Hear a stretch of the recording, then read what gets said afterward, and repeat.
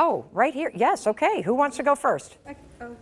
Yes. Imposter syndrome. Okay. So currently, I'm really struggling with realizing that my hard work that I've done is mine, like my hard work, and that I do deserve the things that I'm getting, that I do deserve the awards, the recognition. So how do I deal with like falling back into that, like the hole? Gotcha. Who can relate to this? You feel like you're not worthy of the things that you're accomplishing, or that somehow this is luck, or somebody's like giving you a break, but you didn't earn it. God, every one of you, that blows. Really. So what you're dealing with when you have imposter syndrome is you're dealing with a lack of self-worth. You literally kind of see all the things working out, but you've got this like annoying voice in your head that's saying, you don't deserve this, this is luck. How many of you have that story? This is luck, this is gonna run out, this isn't due to me. Yeah, we got to literally destroy that voice. That is from your past. And part of the reason why you have that voice, by the way, is because of racism. It's because of discrimination. It's because of childhood trauma. It's because of various experiences that you've had, where either your experiences growing up or society at large has made you feel either overtly or in a really like gross and sort of sly way like you don't belong. And so it is critical for you to start to punch that voice literally out of your head. And I'm going to give you some steps to do it, okay? The second thing that's really important is that in addition to stopping down that voice, because it's not your voice, that is somebody else's voice that your brain listened to and then started repeating. And the thing about your brain is that your brain is this really cool computer that learns patterns. And what I want you to understand is that patterns repeat unless you break and replace them. And if you have a pattern of thinking, like what Heidi has, that says, you're not worthy, you don't deserve this, luck is gonna run out, at some point, the you know what's gonna hit the fan again, brace, don't count on anything, like you didn't earn this. If you got that pattern running in your head, that is a broken pattern. You're not broken. That pattern of thinking is broken. And so the line in the sand that I want to draw starting today is you're not allowed to listen to that garbage anymore. We are going to go on a mission together to notice whenever it comes up, oh, interesting, there it is. There's that pattern. It's spinning, just like a load of laundry, right up there. And I'm going to teach you, once you recognize that pattern, you're going to use this thing that I created called the 5-second rule. You're going to count backwards, 5, 4, 3, 2, 1, because that shuts that down. And counting backwards, let's all do it together. Here we go, 5, 4, 3, 2, 1. Now notice when you counted, did you feel a little pressure right here? Yeah, that was me hypnotizing you. No, I'm just kidding. What you were feeling is by counting backwards, it's a little brain hack that interrupts all the garbage that's here in the interior part of your brain. This is where imposter syndrome lives, everybody. This is where anxiety is. This is where self-doubt is. This is where self-criticism is. This is where it's all stored. When you notice, oh, there's that voice again, and you count backwards, 5, 4, 3, 2, 1, you shut it down, and then you awaken this part of your brain. This is the part of the brain that you used when you were taking the SATs. This is the part of the brain that you used when you applied for that job, when you speak up in that meeting, when you tell somebody, no, you cannot borrow my dress tonight, no. When you have boundaries, right? This is the part of the brain that gives you immediate control over what you think and do next. And so that's a really important thing. Number one, you're gonna notice it. Number two, you're gonna name it. So let's give that jerk in your brain a name. So Heidi, what do you wanna name this thing? Like close your eyes and think about it. And everybody close your eyes and think about like that voice, that nasty, stinky, awful, skanky, gross voice in your head. I want to kind of get an image in your mind. It could be a cartoon character, it could be a human being, it could be like some little pimply, ugly person from middle school that you feel sorry for now, okay? Yeah, because when you laugh at the voice, it doesn't have control over you like it did, right? We want to make this less serious. So what's the name you're going to give your voice? Well, I was thinking The Voice, but maybe something like, I don't know, Rocky, Spiky. Spiky. Okay. What name do you want to give your voice? Linda. Bob. Bob. Okay. How do you say your name? Sedania. Sedania. Yes. Great name. What are you going to give your voice? Maybe Peabody. Peabody. I got it. I got it. Okay. How about you? What's your voice? Bill. Bill. Ooh, conviction. There's a human being like that talking to you. Bill, we are going to shut Bill down, okay? What about Isabella? Broccoli. Broccoli? I hate broccoli. She hates broccoli. I love that. That's great. How about you? Josh. Josh. Okay, great. So whenever you hear that voice, what I'm teaching you is to use the science of objectivity to distance yourself from that voice, okay? This is so important because you are not that voice. Welcome in, everybody. Actually, pull up your chairs closer. Do not sit that far away from me. Come on. Yep, let's go. You are not late. You are right on time. Let's welcome them in.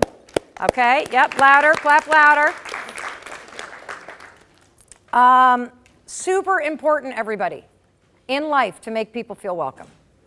Super important to invite people, especially other women, to have a seat at the table.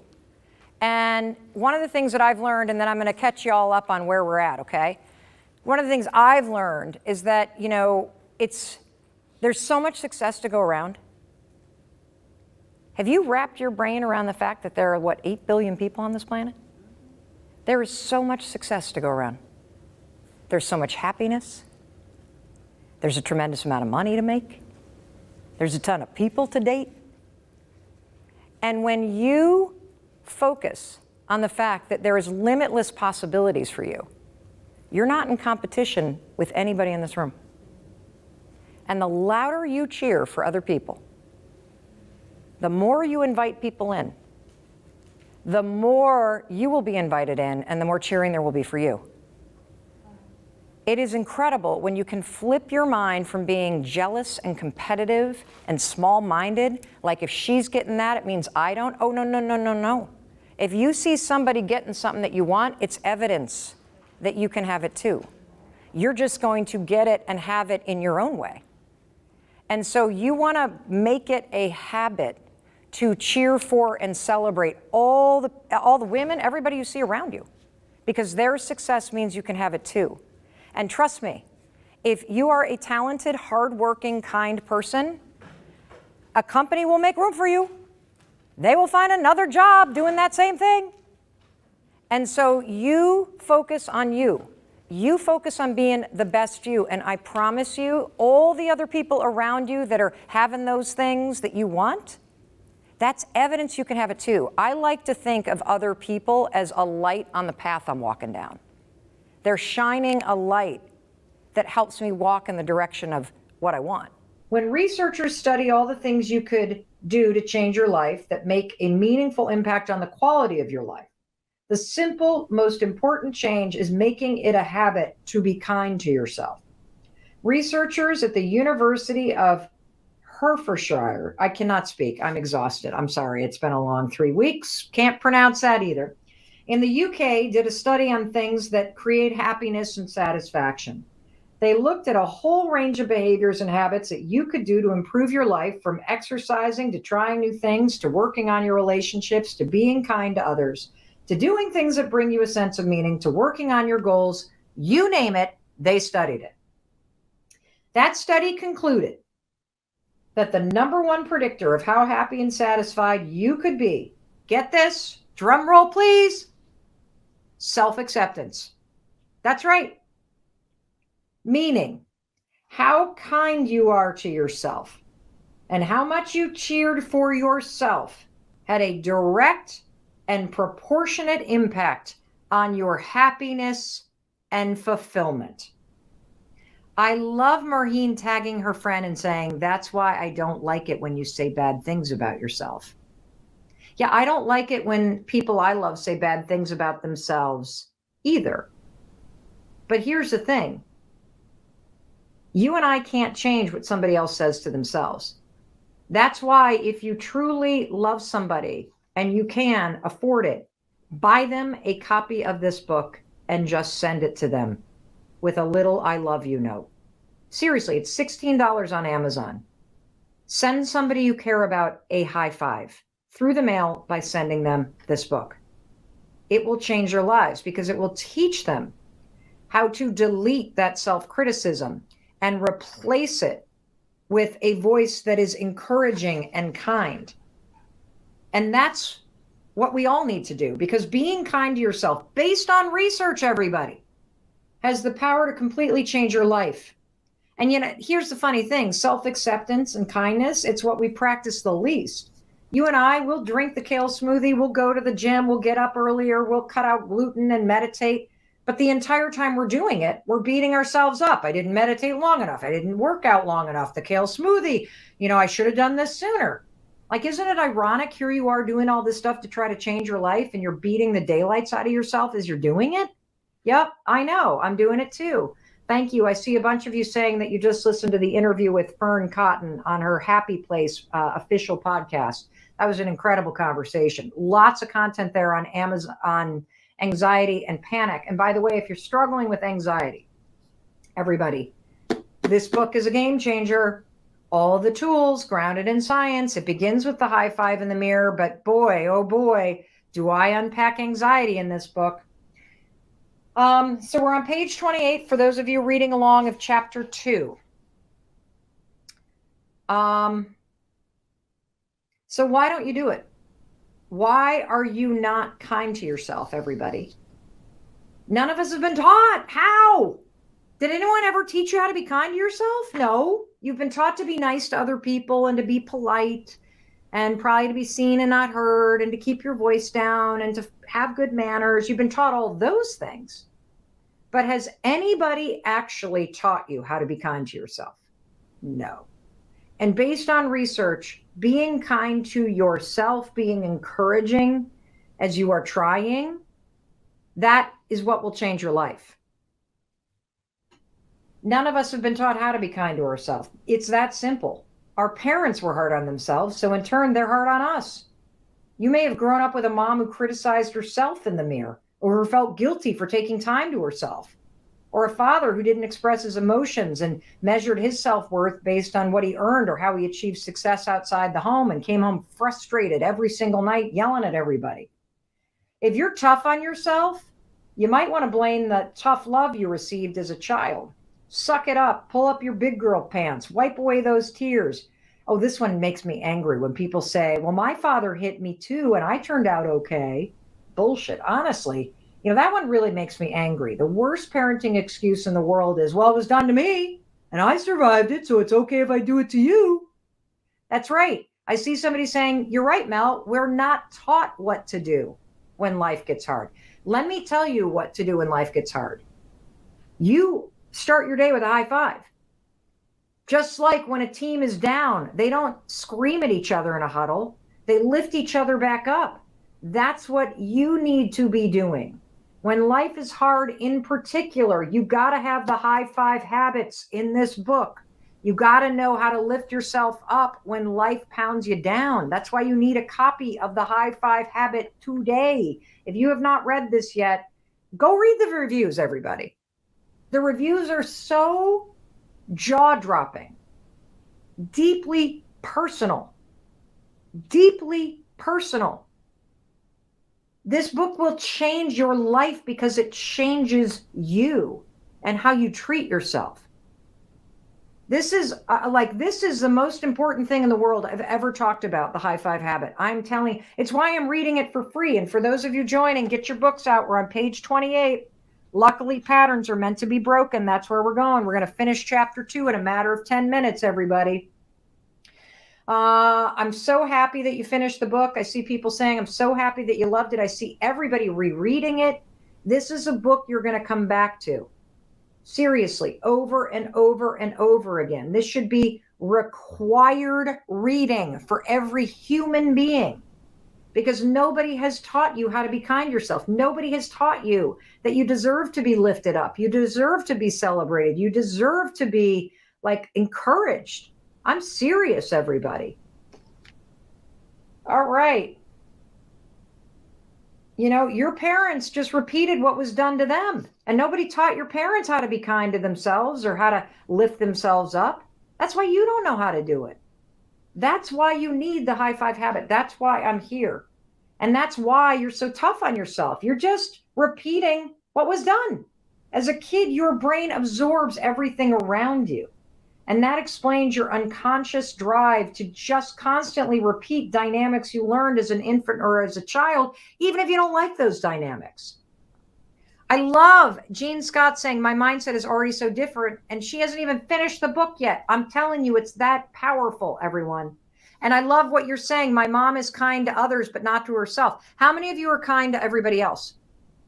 But you're constantly beating yourself down. You're constantly picking apart the things you want to fix. You're constantly focusing on what you didn't do. Instead of going, hey, at least I walked around the block today, you're going, oh, I didn't jog like she did. Constantly, boom, boom, boom. You have got to get the high five habit, everybody. It is a gift to yourself, and get it for your best friend. Get it for the people that you love. Because luckily, everybody, patterns are meant to be broken. You are not broken. How many of you feel like you're broken? How many of you feel like there's something about you that's broken? I'm here to tell you, you are not broken. You have patterns of behavior that are broken and that need to be replaced. It's that simple. I love that you're saying this is the best personal development book you've ever read. That's amazing. Yes, I do read the audiobook. Absolutely, I do. You are going to want to get a copy of this guy too, though. Everybody listens to the audiobook, and then I see everybody going, I got to get a copy of the book because I want it. I want to highlight it. I want to put on it. There you go. Luckily, patterns are meant to be broken. Let's break this generational cycle of being hard on ourselves, everybody. Can we do that? Not only does it feel awful to be hard on yourself, but here's more research. Chapter 2, research, people. Research shows that when you're tough on yourself, it has the opposite impact that you want it to have. It's not motivating. It does not encourage you to achieve things. It shuts you down. It makes you feel defeated and discouraged. Being hard on yourself, beating yourself up, being critical of yourself, it's the reason why you feel so stuck. To create a life of happiness and fulfillment, you have to be kinder to yourself. And that begins by practicing acts of kindness toward yourself every day. You see, Nina did the high five challenge with me, and she had a powerful breakthrough. This is what she wrote, everybody. I have been living with body dysmorphia for more than 20 years. After doing the high five habit for just 5 days, instead of hiding from my face, I'm finding myself grinning at me instead. Kathy said the high five habit is fundamentally changing how she sees herself. You see, this is what she writes. We have this pattern of seeing ourselves in the mirror and always looking at all the flaws. I notice my eyebrows are not aligned. My white hair is growing. Ugh. Why do I have a double chin now? My arms look flabby. I see so many things wrong with myself. And in the world where Zoom and video calls and Facebook Lives rule, it's not just the mirror that we have to live with. It is seeing ourselves on camera more times than we would want to. For me, Kathy writes, the habit of high-fiving myself in the mirror creates an affirmation, a physical act of celebrating myself. The act alone forces me to look at my face, my body in a different light, a brighter light, a kinder light, a more compassionate and joyful way. I found I cannot high-five myself and say bad things in the mirror. You know, that's true. You can't high-five yourself and think something or say something bad. It's neurologically impossible because of the programming associated with a high five that's already in your mind. This is why it's so powerful. We're unlocking neural associations that are already in your mind, everybody. You see, you deserve to be celebrated as you are right now. Not when you lose the weight. Not when you make more money. Not when you fall in love or get into graduate school. Because research shows when you learn how to love and accept yourself wherever you are right now, you will be better able to ride the ups and downs of your life. And by the way, accepting where you are right now is not about complacency, everybody. accepting where you are and being kinder to yourself and treating yourself with a level of respect and self-worth is the secret to self-motivation. When you feel worthy, it's motivating. When you feel respected, it's inspiring. When you feel a sense of worthiness, you will feel worthy of bigger things in your life. You cannot not pound yourself into the ground and believe or feel motivated to change. It doesn't work that way based on the research. It's the opposite. This is why it's so hard. This is why you're struggling, everyone. Because you want these big things in your life and you deserve them. And you have goals and you have dreams and you have desires. But you stand in this present moment and you have all these hopes and dreams and desires for your life and for yourself. But what you do is you just punish yourself mentally. That's why you're not motivated. You have to learn how to be where you are right now, accept where you are, and know in your heart you still deserve to be treated with loving kindness and respect. And when you flip that switch in your brain, in your body, and in your spirit, you will be more motivated and inspired to walk toward the things that you deeply yearn for in life than you ever have before, because you will feel worthy of those things. It's so cool. You know, when you beat yourself up all day long, you're pounding yourself into the ground, and you're more vulnerable to feeling like you are being buried alive when life gets stressful. Everything starts to feel like a beatdown. But when you start to look at yourself in the mirror and accept yourself as you are right now and see a person who deserves celebration and support, you're going to tap back into that natural motivation, celebration, and resilience that you were born with. Because you weren't always like this. We are on page 53 right here, everybody. This is one of my favorite parts of the book. Page 53 in chapter 4, and I'm going to read it to you right now. I'm Mel Robbins, and we're reading from chapter 4, page 53 of my instant best-selling book that is changing people's lives. It's called The High Five Habit. Here we go. You ready? Everything I'm about to teach you is already in you. That's the coolest thing about the High Five Habit. We're tapping stuff that's in you. Self-love is your birthright. As a baby, you loved the very sight of yourself. You'd crawl up to a mirror and you wouldn't just high-five yourself. You know what you used to do? You used to press your face against your reflection and smile and laugh and love on yourself in one wet, sloppy, open-mouth kiss. And there is so much about you to celebrate. Let's start with how unique and special you are. Your DNA sequence, your fingerprints, your voice, the patterns of your iris, every one of these things is entirely unique and yours alone. How you see the world, the way you laugh, the things that you've experienced, the way that you love, it all comes down together to create something magical. You are the only you that will ever exist. Each one of your distinctive gifts and talents is a phenomenon because they are unique to you. And you need to celebrate that shit. And you know what? You are so much stronger than you give yourself credit for. Resilience is hardwired into your DNA. I mean, think about when you learned to crawl as a baby. You didn't try once and give up. You didn't lay on the floor and gaze morosely at the ceiling and say, well, I guess this is my life. It's time to throw in the towel. I'm never going to learn to crawl. I think I'll just sit here on this spot on the rug in my diapers and stare at the ceiling.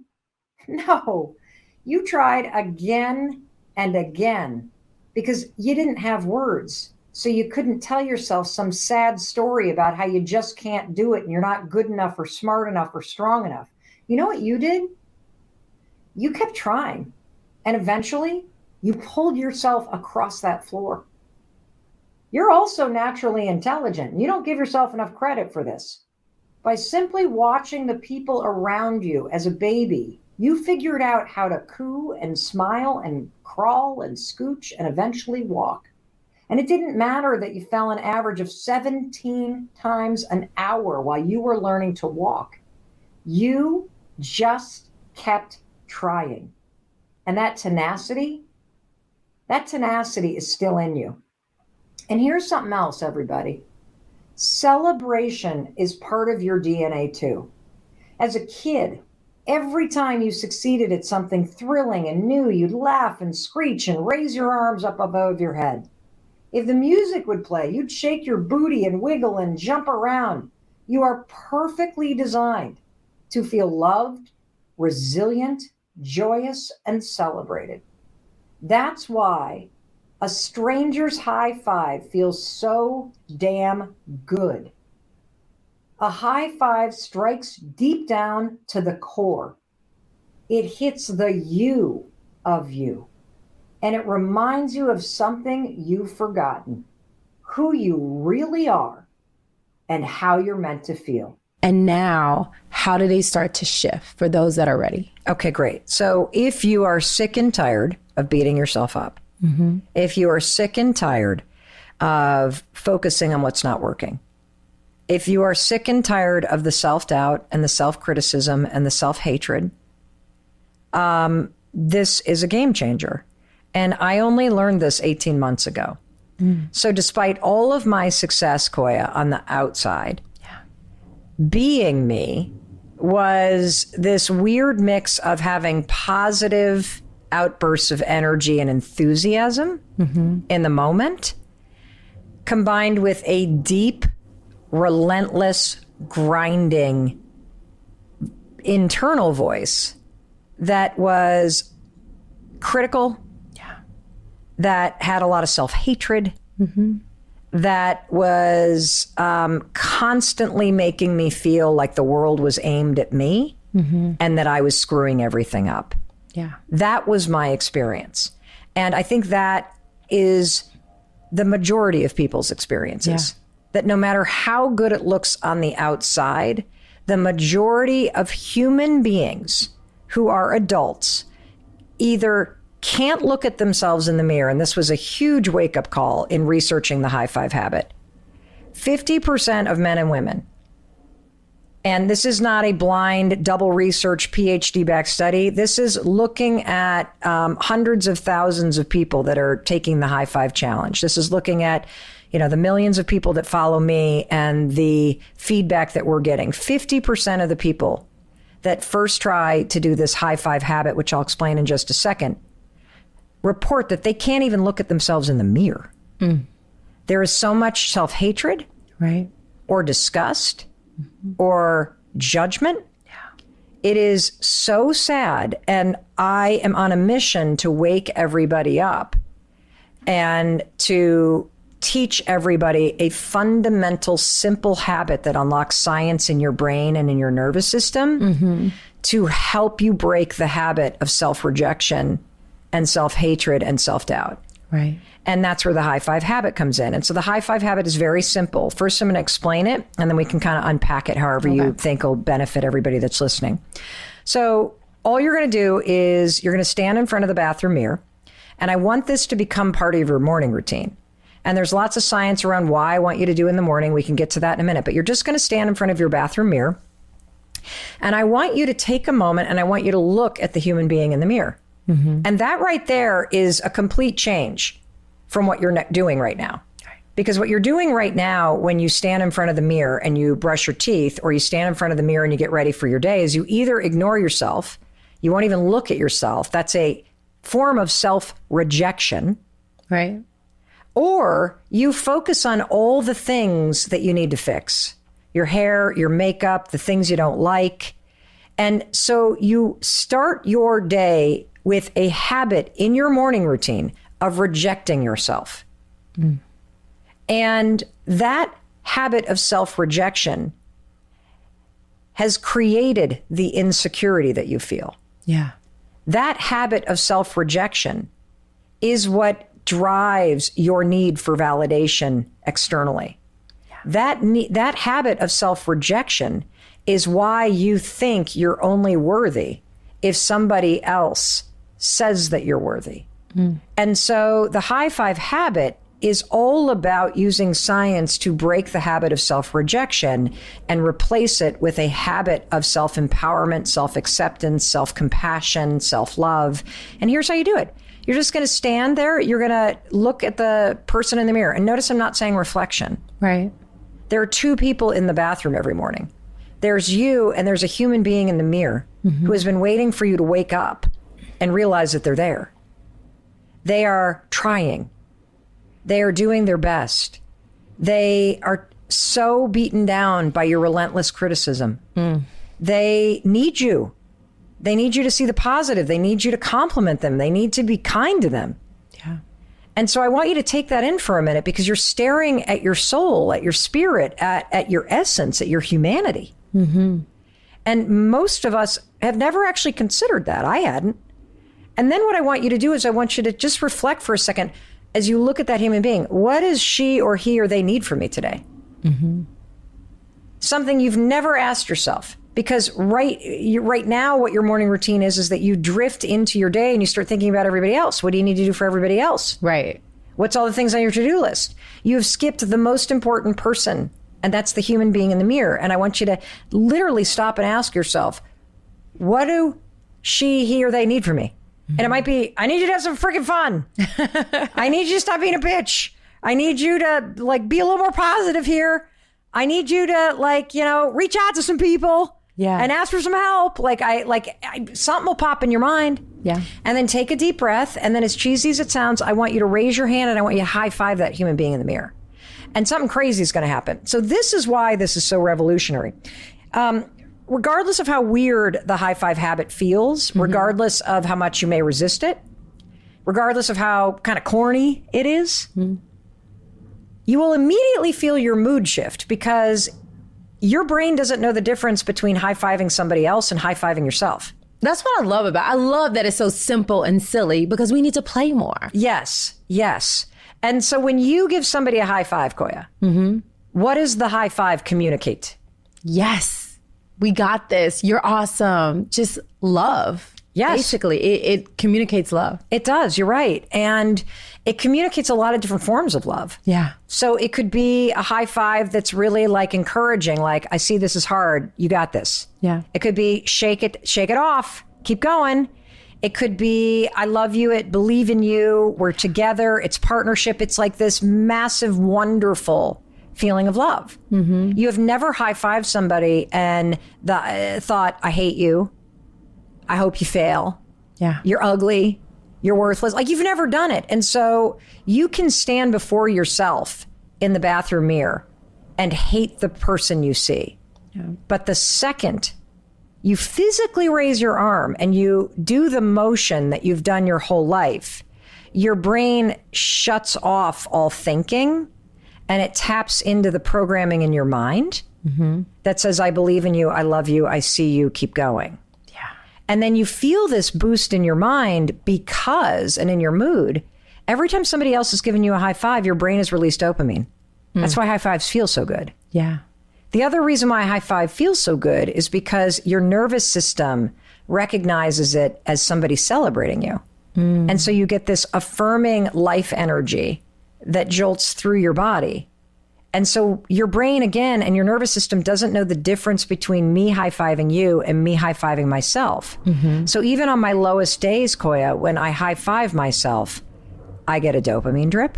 Yeah. And I get this nervous system boosting the energy. And that's why it feels so good. We are using programming in you and aiming it back at you so that you have the benefit of belief, of self-love, of positive mental programming, of dopamine, and of a jolt through your nervous system. It's freaking bananas. It's amazing. Yeah. I love that. I love that it's so simple. I love giving myself a high five. And I love something that you say. You say, and I don't know if this is your quote or something from someone else, but you say, the way you view yourself is the way you view the world. It's true. That's powerful. It's true. Well, let's talk about people pleasing. So many of us struggle with people pleasing. Well, people pleasing for a long time, I thought people pleasing was about like making other people like me. That's what you're doing, but that's actually not the source of people pleasing. People pleasing is not about the need to be liked by other people. Right. People pleasing results from you not liking yourself. So people pleasing is about you and your self-hatred and your insecurity. Wow. Yes. That's going to wake a lot of people up. What did you just get from that? People pleasing is more about how you feel about yourself than how you feel about others. Correct. Because here's the thing. If you like yourself, even though you're not where you are, even though if you like yourself, even if you don't like where you are in your life right now, if you can still look in the mirror and see a person who's trying, a person who's worthy of support, a person that you're going to root for, a person that you like, because you deep down know, even though you're way more than you want to, even though you don't have the money you want, even though you're not in a relationship yet, whatever it is that you've been bashing yourself for, if you can look in the mirror and see somebody you genuinely like, because you know deep down they're a good person and they're trying and they've survived a lot and they are a person that's worthy of being liked, because you know who they are at their core. If you can feel that way about yourself and treat yourself that way by giving yourself a high five, that's how you demonstrate that you like yourself. When you go out into the world, if somebody doesn't like you, it does not take away from the fact that you still like yourself. Right. If you treat yourself with respect and somebody out in the world disrespects you, that will not change the fact that you still treat yourself with respect. Right. The core problem is that most of us look in the mirror and reject the person that we see. And then we bring that insecurity out into the world.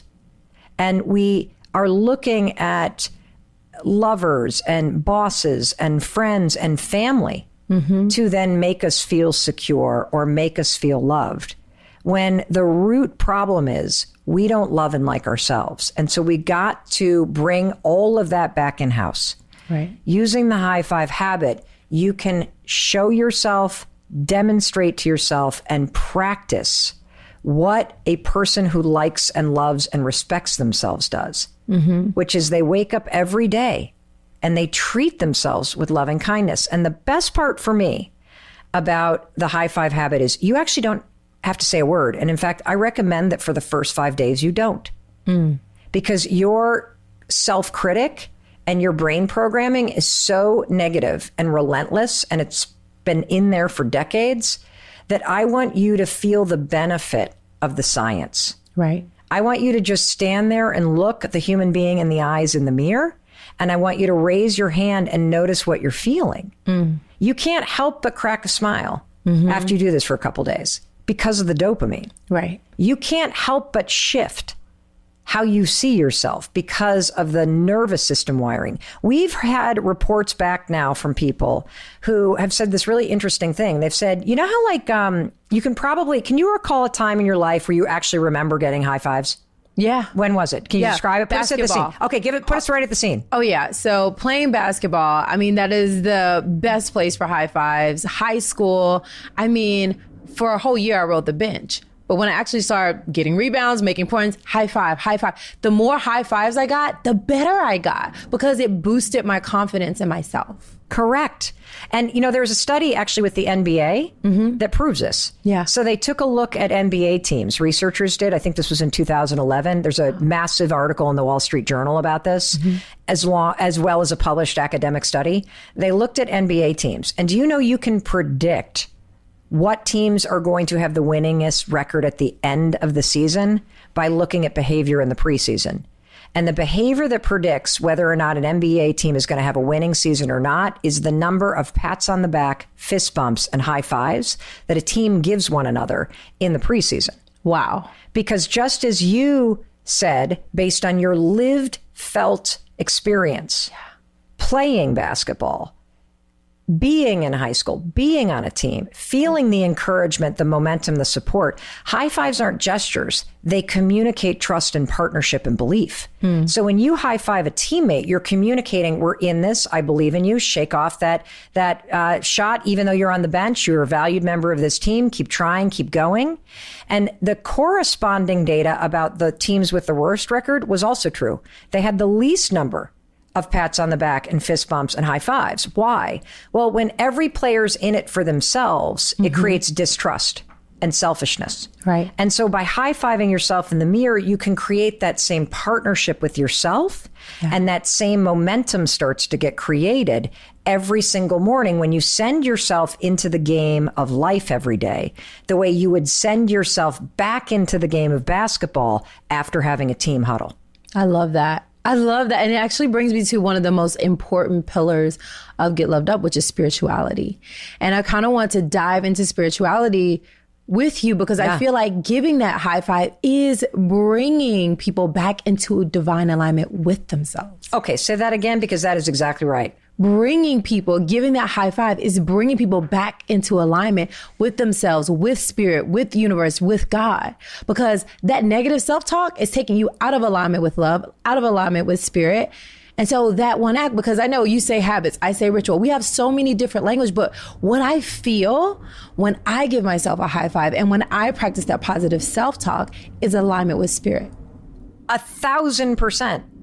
So all of the negative talk, like remember, let's go back to the two human beings in the bathroom, you and the human being in the mirror. Yeah. The negative self-talk stands between you two. And when you go to raise your hand and high five yourself, it is a moment of divinity with yourself, with your universe, with the spirit, with God, with whatever you believe in. You will feel that energy if you allow yourself to. You will feel yourself coming home. You will feel yourself stepping back into alignment with who you truly are in your essence, which is a being that is worthy of love, a being that is worthy of support simply because you exist. Yeah. Like today is my 53rd birthday. And when I think about birthdays, right, what are you actually celebrating? Right. You're celebrating life. You're celebrating your breath. You're celebrating the fact that you're still here. Yeah. And there is something divine about that. And every single morning, if you make the high five habit a ritual that starts your day, you are also bringing the celebration of your life and your existence into your morning. And the thing that I love about this, because, you know, I love gratitude and I love meditation, and these are extraordinary practices that with documented benefit. I'm married to somebody who's a Buddhist meditation instructor and a certified yoga instructor. I love Chris. Yeah, Chris is just awesome. And interesting thing about Chris, though, is that here he is practicing every single day. He is a disciplined guy, right? Meditating daily for probably 8 years. Yeah. Okay. Meditation teaches you self-awareness, and it teaches you how to not react to thoughts. It doesn't change the default opinion that you have about yourself. Gratitude, if you look at what most of us write down when we practice gratitude, it is external. It is rarely something within you. And what I love about the high five habit and why this simple ritual is so divine and spiritual is because it is about reconnection with self. It is and will. What I've experienced after doing this now for over a year is when I step into the bathroom, I don't even need to high five myself. I still do. Right. But what's happened over this repetitive ritual of raising my hand in celebration, encouragement, empathy, support, and love to myself every morning, no matter where I am, where I'm waking up, how I feel, just part of how I begin the day, is over time, because of the science, it has reset my mind. Right. I don't even see a person I would ever criticize. I don't even see my face. I just see this human being that I love. That's beautiful. And I think with meditation, with the high five, with these rituals, it gives us the time to come back to center. And people use things in different ways. Oh, but yeah. it is the opportunity to come back to center, to kind of crowd out the noise. In this video, I'm going to show you the specific way that you can use the 5-second rule to stop doubting yourself and worrying so much. Now, a lot of people will tell you, oh, just think positive, or try not to worry. It sounds simple, but it's not easy. And the reason why it's not easy is because it doesn't work. And actually, research shows that when you try to ignore your worries, it can actually make them worse. Look, I understand this topic more than most people because I struggled for decades, not only with worrying and self-doubt, I actually suffered from anxiety and panic attacks for almost 25 years. And in fact, I took Zoloft for 2 decades to control my anxiety. Using the 5-second rule, I've not only been able to stop worrying and doubting myself, I've cured myself of anxiety, and I've been off meds for more than 4 years. I'm panic attack free, and I almost never, ever worry about anything. And you can teach yourself to do the exact same thing using the rule. First, here's what I want you to know. You're not a worrier.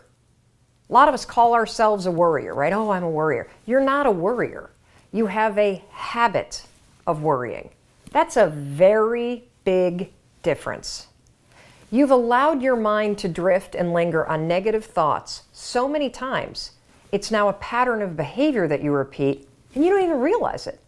And that's actually good news, because that means that you and I can use the science of habits to break the habit of worrying and the habit of doubting yourself.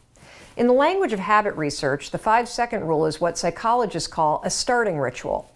It's a tool that you can use that will interrupt the negative thought patterns that are encoded in your brain as habits and trigger positive new thought and behavior patterns. The 5-second rule is shockingly effective because it works with all the latest research about habits. What I've learned using the 5-second rule is that I do in fact have control over what I think. And when you use the 5-second rule, you'll discover that you do too. Here's how you're going to use the rule. The moment that you feel your thoughts drift, and have you ever noticed how worrying and self-doubt, they have a way of literally like taking you away from a situation. You can feel your mind go from the present moment to drifting to something negative. Maybe you're sitting at a meeting at work and suddenly you start talking down at yourself and doubting yourself. It happens like that. But the moment that you catch yourself do it, that's a moment of tremendous power. You have a decision to make. You can either sit there and listen to the worry and listen to the self-doubt and let it hijack you, or you can make a decision to assert control. That's when you use the rule. You're going to use the countdown trick, 5, 4, 3, 2, 1. It's essential. Counting backwards interrupts the negative thought pattern. It's also going to awaken your prefrontal cortex, which is the part of the brain that you need to override a bad habit and replace your bad habit with a positive new one. So every time you feel your thoughts drift to something negative, or you find yourself worrying about things you can't control, 5, 4, 3, 2, 1, it'll switch the gears in your brain, it'll interrupt the negative thought pattern, it'll activate your prefrontal cortex, and you've just created a starting ritual that will prime your mind to accept a more positive thought. That is how you use the rule to change. Some days you might use the rule 20 times to interrupt your habit of worrying and doubting yourself. How do I rebuild my relationship with myself when starting from ground zero?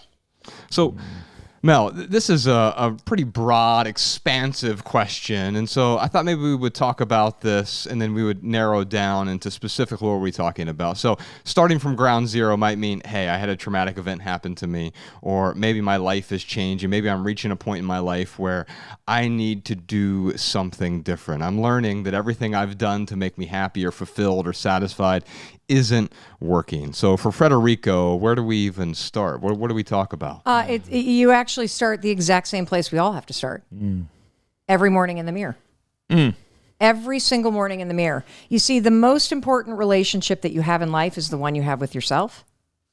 It is the foundation of every relationship that you have. It's the foundation of how you experience life. And what we are going to punch a hole through today is the fact that every single human being has a disgusting, ugly, self-destructive habit that nobody is talking about that is part of your morning routine. Yeah. And here's the habit. Frederico and everybody on the planet currently stands in front of the mirror as they brush their teeth. Hopefully you're brushing your teeth and wiping that gunk out of your mouth, right? So we get rid of the dragon breath. But as you're doing that, you're doing one of two things. Every human being does this. You either beat the daylights out of yourself and you focus on all the stuff you need to fix, the things you hate, the parts of yourself you can't stand. And that's the good news, because the majority of people are doing the other thing. This is sad. The majority of people cannot even look at themselves in the mirror because they are disgusted or they are disappointed or they don't like how long they've let themselves go. And so every morning, part of your morning routine right now, and this goes so down to the core of what's not working and what you can easily flip and change. Because if you stand in front of the mirror and you can't even look at yourself, that is a habit of self-rejection that gets repeated every single day. You are not even secure enough with yourself and accepting enough of yourself to look at the mirror and see, holy cow, because here's the other thing I want everyone to understand right now. We're going to explain the high five habit, but here's the first breakthrough. You're either, be honest with yourself, which do you do? Do you not look in the mirror or do you focus on the things that you need to fix? Yeah, no, I mean, I do look in the mirror, and yeah, there's certainly, I'm going through the day, I'm like thinking how I could have done things differently, what I need to do the next day. Yeah, so I do look in the mirror. Okay. Yeah, I tend to avoid looking in the mirror. Yeah. Why is that? You tell me. Yeah, I don't know. Well, think about it. Why do you think you don't look in the mirror? I've never thought that it was a necessity to gaze upon myself. I'm sure I glance. There's a picture of me in the mirror, but it becomes second nature in a way. Yes. And so I don't beat myself up so much. I mean, that's a different sort of story that we tell ourselves. But I've never thought about the power of looking in the mirror and how that might actually benefit me. Well, I want you to consider it's not a reflection. There are two human beings in the bathroom with you every morning. There's you. And my daughter, she's always Yeah. So now there's four. bothering me in the bathroom. Or the dog or whatever. Yeah. There's two human beings. Right. There's you and there's a human being in the mirror. And the human being in the mirror is really trying. And they are in need of your support. And they are in need of your encouragement. And they need you to wake up and to see them, and they need you to stop beating them up, and they need some encouragement. And this is a really deep thing. And it begins every morning by simply taking a moment and being with the human being in the mirror, which I think represents your soul, your spirit, your potential. For people that, kind of like the inner child work and that stuff, it represents the person inside you that's still trying to heal. And if you begin your day every day by not looking in the mirror or by picking apart the things you don't like, 91% of women do not like how they look. Wow. 50% of people cannot look in the mirror. Yeah. And what you just said is exactly right. Most of us, it's so casual, spend that moment drifting into the day where we start to think about all the things we need to do. Or, if you're like a lot of us, you're already pile driving yourself going, I got up too late and I got to answer that email and I didn't get this done and and then you catch yourself in the mirror and you then start, oh my God, I look like crap and I got to be on a Zoom call in 8 minutes and I haven't walked the dog yet. And the pile driving begins. Yes. And you guys know that once your attitude goes negative, it's going to continue to take you down. Yeah. And so first things first, we got to break the habit of self-rejection. And we need to create a new habit of partnership, trust, encouragement, compassion, connection to self. Because if we can start to help you every morning to start your day with a little bit of partnership and compassion with yourself, if you can build the ability to like yourself, even if you're not where you want to be in life, it won't matter if other people don't like you because that can't change the fact that you like yourself. Yeah. And so this isn't about being a narcissistic asshole. This is not about being a jerk. This is not about being selfish. This is not about being some cocky, overconfident. This is about compassion. This is about support. This is about your most fundamental, profound needs. Love people, use things. That's your book. Yeah.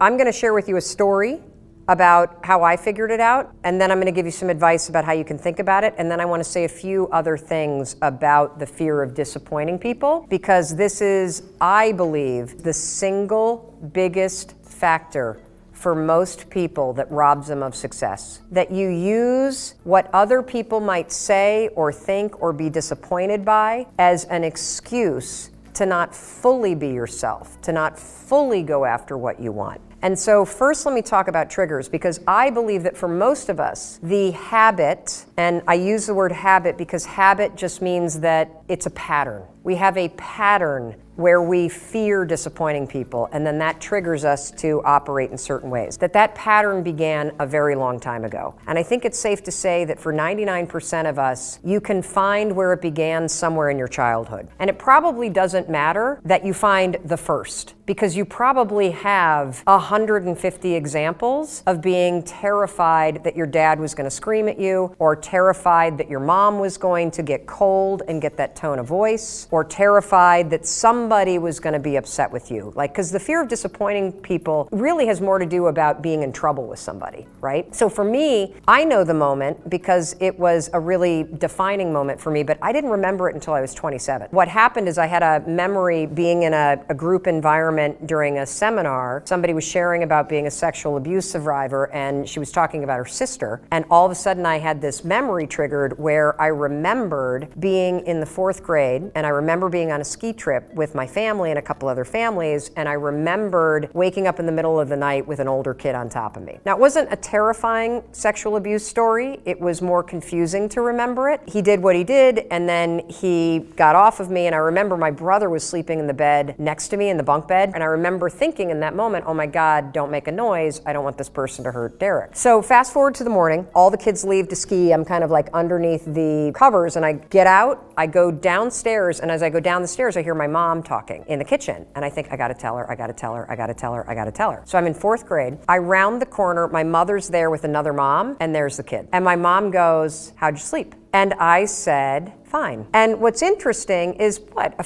4th grader's brain. I mean, my mom's not gonna be upset with me. She might have gotten upset all right if I had said, not at me. There was this moment where I remember it now like that. And you don't have to come up with the moment, because I guarantee you've got 100 of them where you have a bad report card, or you broke something, or mom or dad drank and you heard them pull in and you felt the anxiety coming in and you went into a mode where you became quiet because you don't want to upset somebody. It was just this mode where I so knew in that moment that I needed a strategy to avoid a scene. Does that make sense? Because that's what you're doing when you are not disappointing people. You are avoiding making a scene or having them do one. Does that resonate a little bit? Okay, good. So you can go to the root cause, because what I discovered in that moment in realizing, holy cow, at the age of 9, I made a decision not to tell the truth, that I would just make up what I thought would make the situation okay. And what's interesting is I can take that one decision and roll the clock forward until the age of literally like 27, probably took me longer till about like 35, 40 even,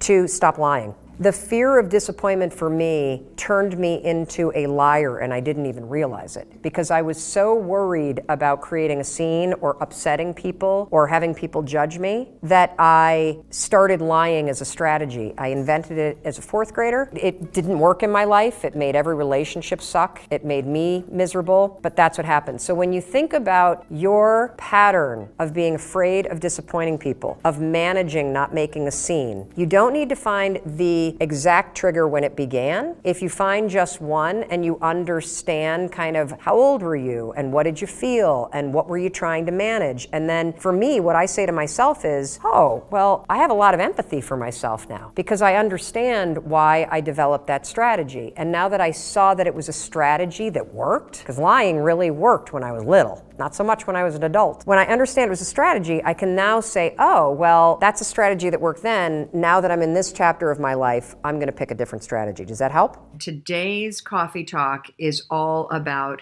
feeling the fear and doing it anyway. And I'm sure you've heard that statement, right? Feel the fear. And the thing that I want to talk to you about today is that there is not only a lot of inspiration behind that statement, feel the fear, but there's also a lot of science behind it. And that's what we're going to talk about today. That if you want to get through and break through your fears that are holding you back, you're going to need to learn to feel the fear and do it anyway. Yesterday, I also want to just say that we talked about, oh no, it wasn't yesterday. Was it yesterday? Did we go live yesterday? I'm having a hard time remembering what's going on in my life because I've been on the road since Sunday. I'm now in Miami. Yesterday, we talked about living your passion, and a lot of you were confused about where to turn in your life if you don't know how to live with more passion. A lot of you keep saying you want to find your passion. And so I want to remind you about the fact that if you missed yesterday's training, it's a really important one about the definition of passion, because passion is something that's in you. It's something that you unlock. It's something that you release. It is not something that you go and find outside of you. It's something you tap into inside of you. If you missed that training, make sure you go to Facebook or go to YouTube and you can watch that training in full. It's a super, super, super important one.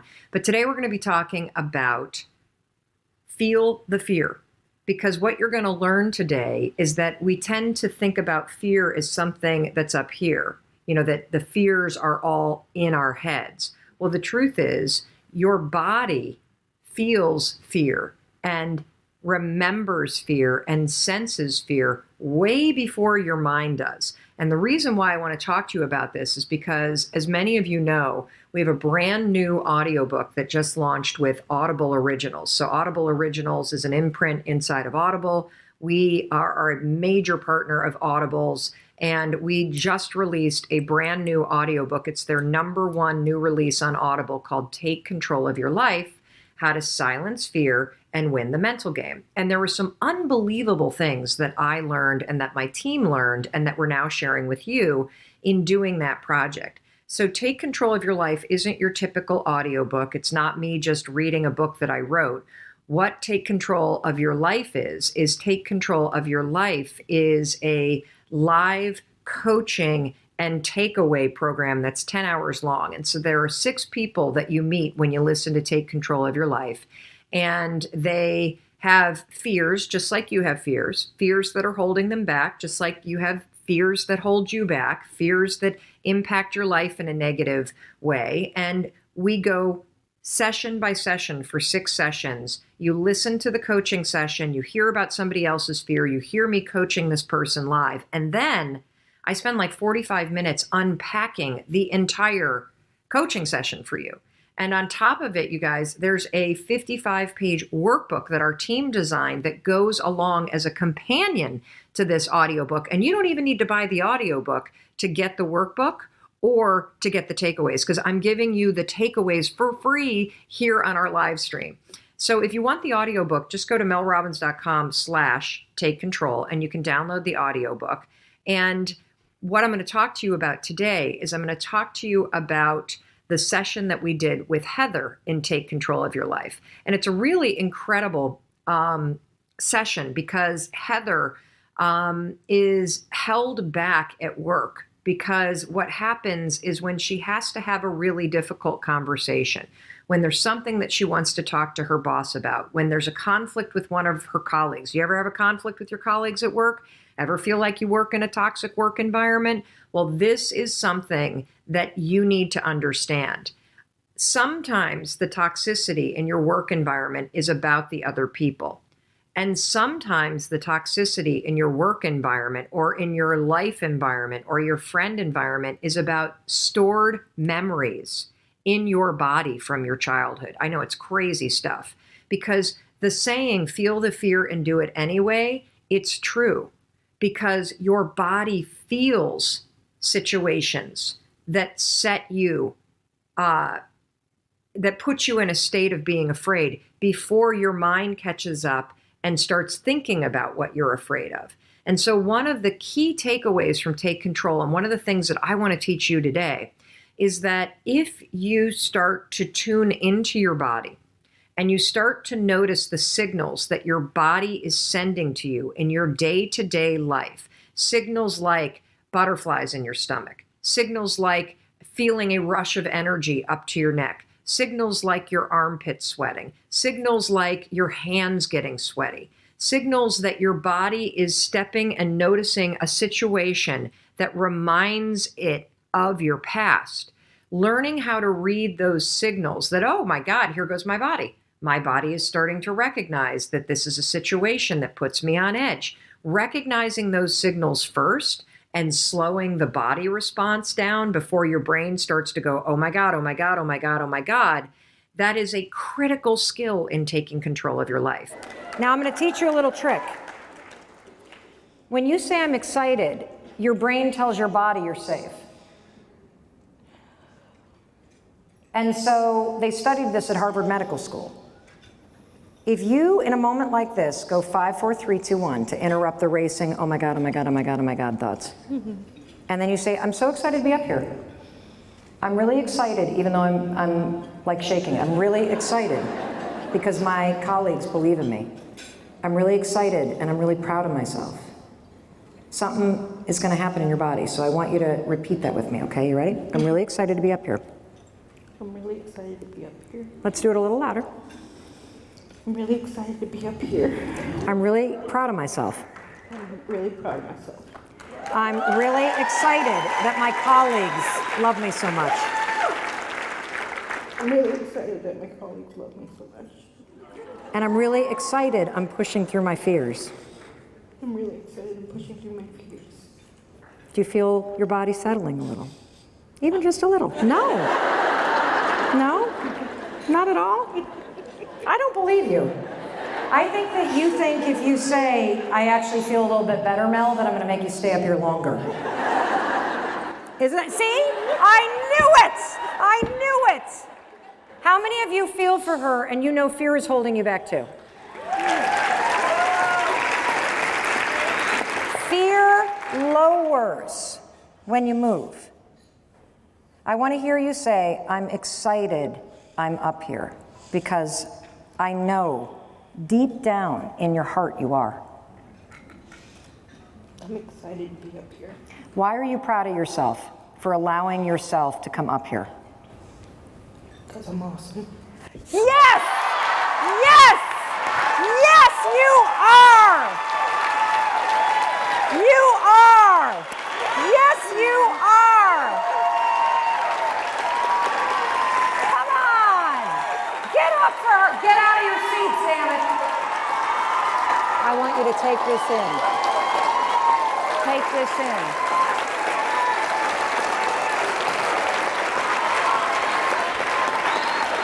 You are awesome.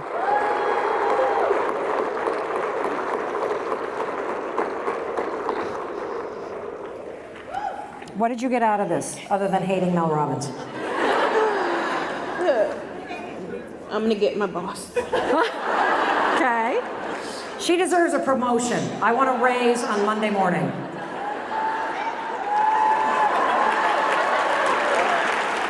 That's 10. What did you get out of this? It's not so bad to be seen. Oh, man. That's deep. That's deep.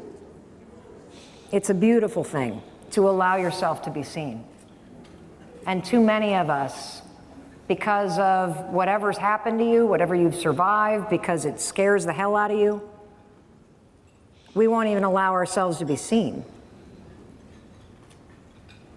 It makes me so sad. It really does. And so I hope that in your bones and your nerves and your cells, this is a line in the sand, a before and an after. And when you catch yourself opting out or hiding, that you remember this moment and you choose to be seen and to show up for yourself because you are freaking awesome. They see the women at that table that pointed at you and pointed at you. They see what you see. You are awesome. You got it? Good. I'm boarding a plane momentarily to fly home to Boston. It's like a 4.5-hour flight. Guarantee we're going to hit some turbulence. I'm going to take you on this plane and walk you step by step how you can use some simple tools to beat your fear of flying once and for all.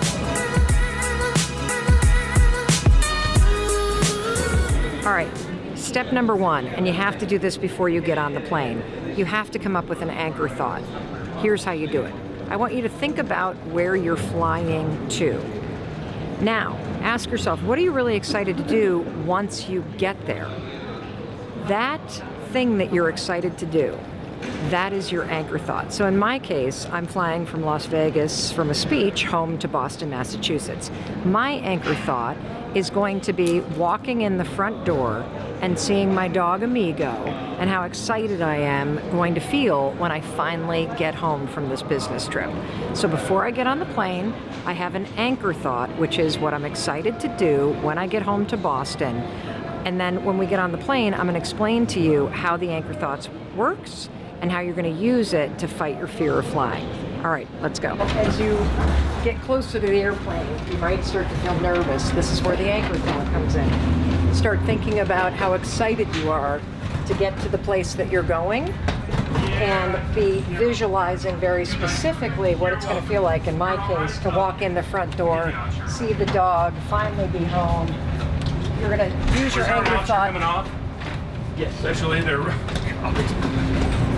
You're going to use your anchor thought to stabilize your thoughts and not let worry hijack you, and that's going to keep your body stabilized and your physiology won't start getting all jacked up. So again, I keep thinking about walking in the front door and seeing Amigo. So when I used to be afraid of flying, the second that I got on the plane and I started to buckle in, I immediately started feeling really trapped. And this is why it's so important for you to practice this idea of the anchor thought, because what the anchor thought does is it basically anchors your mind on something super positive that's related to the flight that you're on. And by anchoring your mind on thoughts that are really positive, you have the ability to stabilize your body. And so as you're sitting in the seat, go back to your anchor thought and think about how excited you are to get to where you're going. You know, we're flying to Boston today, and there may be turbulence, there may be weird noises, there may be things that make me nervous. But if I always come back to the anchor thought as we're flying, and my anchor thought being walking in the front door, seeing Amigo, what's amazing is you have the ability to trick your brain, because by thinking about Amigo and walking in the front door, my mind gets tricked because it goes, oh, wait a minute, Mel's not worried about flying. She's actually just excited to get home. And so you use your anchor thought literally before you get on the plane, as you're getting on the plane, as you're sitting on the plane, and certainly through takeoff, through turbulence, you're going to keep coming back to it. And what your mind does is your mind basically says, holy cow, if Mel actually walks in the front door of her house and sees the dog, the flight made it. So there's nothing to worry about. Again, that's why it's so important to pick the thought related to the flight, to pick it before you get on, and to keep coming back to it, because your mind will start defaulting to, well, there's nothing to worry about because she's going to see her dog tonight, so of course the plane makes it.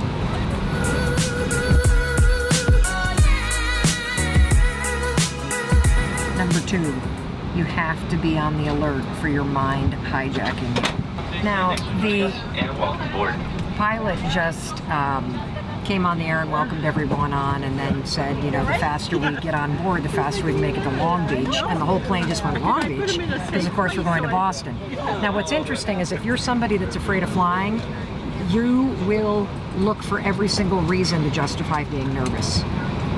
And so if you're somebody that's afraid of flying and the pilot says we're going to Long Beach by mistake, which is probably where they came from, instead of Boston, which is where we're going, Your mind, if you're not in control of it, will go, oh my God, he said Long Beach. Holy cow, this is a sign that the plane's gonna go down. This is a warning that I need to get off right now. This is a sign from God that telling me that the plane's not gonna make it to Boston. Oh my God, oh my God. And within 10 seconds, you've just lost control of your thinking. And so be very mindful when you're on the plane, when you get triggered. And it could be something as subtle as a pilot misspeaking the destination. It could be turbulence. It could be a loud noise. It could be a passenger that's wigging you out. But you got to be mindful of how quickly your brain will hijack you and will make you think crazy stuff. The fact that he mistakenly said we're going to Long Beach instead of Boston has absolutely nothing to do with anything. And the fact that I know that I'm going to be going in my front door and hugging my dog Amigo tonight means that intellectually I'm aware that this plane actually makes it to Boston. So there is absolutely nothing to be worried about. So really pay attention to how many things trigger you that don't need to trigger you, and fight to keep control of what you're thinking about, which is actually making it to the destination and doing something really exciting once you get there.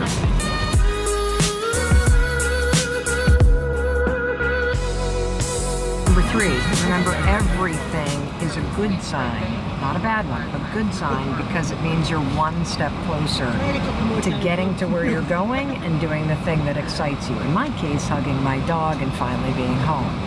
Whether it's the door closing on the airplane, you're not trapped in like some sort of death tube. You're actually going home and you're going to see somebody that you love. Or whether it's the gate pulling away.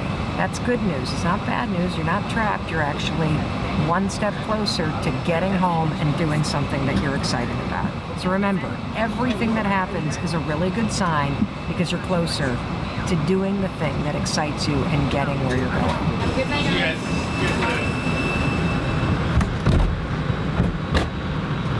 See, that's a good sign. We're one step closer. We can't get to Boston and hug my dog without the door closing. And we can't get to Boston and hug Amigo without us pulling away from the gate. Bye, Vegas. Hello, Boston and Amigo.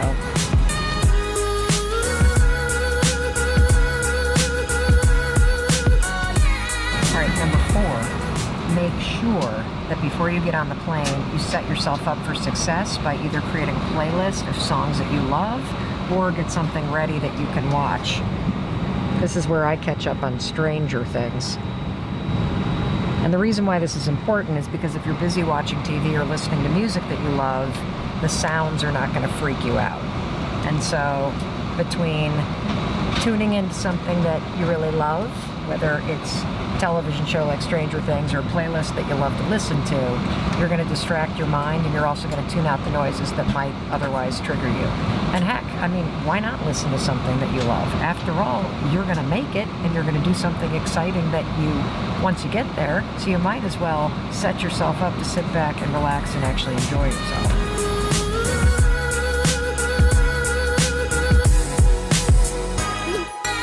And number 5, of course, you want to use the 5-second rule. So the second your thoughts drift, I mean, this is a 4.5-hour flight, so chances are we're going to hit turbulence. We're getting little bumps right now. Chances are there'll be a sound that I don't like.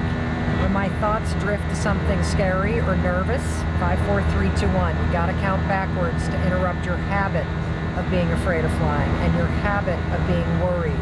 And you're going to go 5, 4, 3, 2, 1, and then drop in the anchor thought. Mine, of course, is walking in the front door, giving my dog a hug, seeing my husband, being home, and then tell yourself, I'm so excited to get to Boston, or I'm so excited to get where I'm going.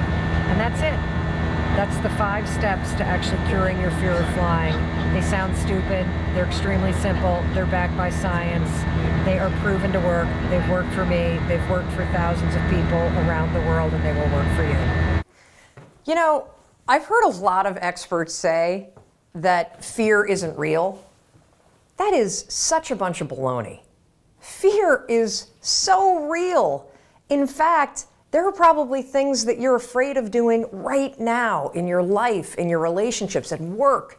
And the fact that you're afraid, that's robbing you of all of the experiences that you want to have in your life. I mean, if you're afraid to fly, that's going to limit your ability to travel and see the world or go visit friends. If you're afraid of public speaking, that's going to really limit your ability to express yourself and share your ideas. If you're afraid of talking to your boss or asking for a raise, that directly impacts how much money you make. Or what if you are dreaming of starting a business, or you've already started a new business, but you're afraid to talk to people and you're afraid to share your business with people? I mean, fear is something that stops us all. And that's why I'm here to talk to you, because it doesn't have to. Fear is real, but I am going to share a secret weapon that I have used for years to beat every single fear that used to stop me. Now, first, before we get into this secret weapon, I just want to cover a few facts about fear, what it is, what it isn't, and some things that you may not know about fear. So first thing, fear is a physical state in your body that is exactly the same as excitement. Let me say that again. Fear and excitement are the exact same physical state. Your heart races. You might sweat a little bit. You might feel tightening in your chest. You might feel a pit in your stomach. You have a surge of cortisol. It's basically the way that your body goes into a hyper-aware state because it's readying for action. Now, what's the difference between fear and excitement? Really simple. The only difference between fear and excitement is what your brain is doing as your body is all agitated. If you're excited, your brain's going, oh, wow, this is going to be so cool to ride this roller coaster. If you're afraid, your brain's going, no way, there's no way I'm doing that. This is dangerous. Get out of there. Don't do that. It's saying something different. So what's critical about understanding this is that we're going to use the fact that your mind is either working for you for excitement or against you with fear to your advantage. And I'll tell you about it in just a minute, how you're going to do that. Second thing I want you to understand is that you may have heard the advice, feel the fear and do it anyway. You may have heard the advice, oh, just try to calm down. Think positive thoughts. It doesn't work, does it? And there's a reason why it doesn't work. So let's go back to fact number one. When you're afraid, your body's in a state of arousal and agitation, and your heart is racing, and you're all like amped up, and you're hyper aware of what's going on, and you're freaking out a little bit. What is it like when you're calm? You just kind of chill, right? You got like this low arousal state. Very, very difficult to go from a state of agitation of being all jacked up and excited and weirded out and to a kind of state. It doesn't work. It's like trying to stop a train by throwing a boulder on the tracks. It's going to make the train jump off the tracks. It's going to cause a disaster. In fact, they've proven in research that when you try to ignore your fears, it actually makes them worse. And they've also proven in research that positive thinking alone also can make your fears worse. So, what do you do? What do you do when you're about to go talk to your boss and you feel afraid? What do you do when you have to get on a plane and you're actually terrified of flying? What do you do if you got to give a presentation and you are afraid of public speaking? Here's what you're going to do. You're going to use a strategy, the same one that I use, that has helped me beat every single fear and turned me into somebody that is terrific when it comes to a high-stress situation. This is how you do it. You're going to use my 5-second rule in combination with what I call an anchor thought, and that is going to reframe what your mind is doing so that your mind goes from feeling agitation and making you afraid to reframing it from agitation to excitement. It works like magic. Now, I have used this technique for years, literally for years. And one of the ways that I want to introduce you to it is I want to take you backstage. I want to take you backstage to a speech that I delivered this year. And what you're going to see is you're going to see me behind, the major set. I'm about to walk out. You can kind of hear the crowd roaring. My introductory video is playing. My body is in a state of arousal. I am literally, my heart is racing, my arms are sweating. Like you're going to see this. I'm going to tell you about it. And you're going to watch me use this same technique I'm going to teach you to reframe my nerves into excitement. Check this out. All right, I'm about to go on stage. There are 7,000 people out there, and it's so exciting because what they don't know is they're about to learn the 5-second rule, and their lives will never be the same again. Now, I gotta tell you, my heart is racing. My armpits are sweating. I have the exact same physiological feeling as when I'm afraid, but I'm not afraid. I'm excited. Excitement and fear is the exact same thing in your body. It's just what your brain calls it. Here's a trick that's proven by science that I use every time I speak.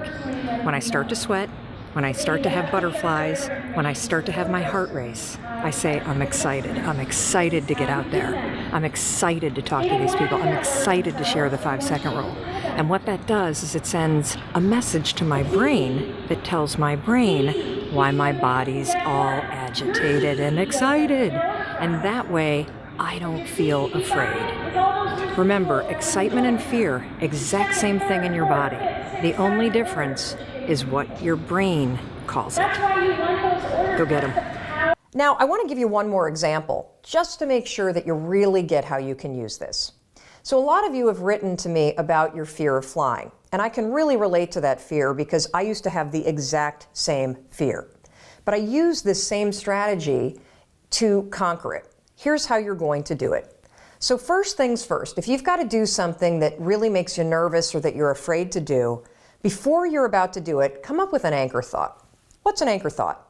Well, an anchor thought is something that's going to anchor you so that you don't escalate any situation into a full-blown panic attack or into a situation where you screw things up. It's a way for you to anchor yourself so you maintain control over what you're thinking and how you behave. So here's an example with flying. It's important when you're creating an anchor thought to pick something that is in the proper context of what you're afraid to do. So for flying, pick an anchor thought that has to do with the trip that you're taking. So if I'm boarding a plane to fly back home to Michigan, an anchor thought might be a picture in my mind of my mom and I walking on the shores of Lake Michigan where I grew up. That's a thought that makes me happy, it makes me excited, and it's also related to the trip that I'm taking. If you have a conversation that you need to have with your boss, pick an anchor thought about how you feel after having that conversation. Maybe it's you picking up the phone and calling somebody that you love and saying, oh my gosh, it went so well. Or, you walking out of the meeting and feeling like, yeah, I survived that conversation. I feel pretty good about myself. So now that you have your anchor thought, you're ready to beat the fear. How you're going to do it is this. So let's go back to the example of the plane. I'm on the plane, I'm flying to Michigan. We hit turbulence. My body's going to start getting agitated, right? I'm starting to get nervous. My heart starts to race. One of two things can happen. I can't control how my body might feel, but I can always control what I'm thinking about, and I can always control how I act. And so can you. So when I'm on a plane and the turbulence hits, 5, 4, 3, 2, 1, that's step one. And it's essential. And the reason why using the 5-second rule, 5, 4, 3, 2, 1, is essential is because that is how you switch the gears in your mind, you awaken your prefrontal cortex, and you trigger your brain that you're now in control of your thoughts. You've interrupted the fear. You've settled your thoughts, and now your brain is ready for that anchor thought. So then what I do after I go 5, 4, 3, 2, 1 is I insert the anchor thought that I've already come up with before the flight. I start thinking about walking on the beach and being with my mom and my dad. And I start telling myself, I'm so excited to walk on the shores of Lake Michigan. I'm so excited to see my parents. Now something remarkable is going to happen in your brain. Because you've interrupted the fear, and because you've used the 5-second rule to assert control and awaken your prefrontal cortex, and because you have an image that contextually makes sense to your brain because you're flying to Michigan, you know what your brain does? Your brain goes, Mel's excited to go to Michigan because my body is in a state, remember the first fact? Fear and excitement, exact same thing. What's the difference between fear and excitement? What your brain is saying. Using the 5-second rule and an anchor thought, you can actually switch the gears in your mind and reframe the thoughts of fear into thoughts of excitement. And because you have a vision that makes sense based on what you're doing, your brain buys it. You just tricked your brain. Now, Dana used this technique. She says she's never been so calm when she's been flying. And Sarah used it too. Now, Sarah wrote to us, she was petrified of flying, but utilizing the 5-second rule in 5, 4, 3, 2, 1 with an anchor thought. Check out this photo of her on a helicopter tour in Hawaii. Not only was the tour amazing, but here's what's really amazing. If fear stops you, this will change your life. And for those of you that are afraid of public speaking, check out this photo of Carol. She also had a fear of public speaking. And by using this technique that I've just explained to you, 5-second rule, anchor thought, reframe your thoughts from fear to excitement, something incredible happened. She was able to beat her fear and give a speech to her nursing colleagues. And that was something that was a life goal and also something she checked off her bucket list. Fear is real. You can't control the feelings that are going to rise up in your body when you're on a plane or when you're talking to your boss or when you see somebody that's attractive and you really want to go over and talk to that person. But you can always control what you think, and you can always make a decision about the actions you're going to take.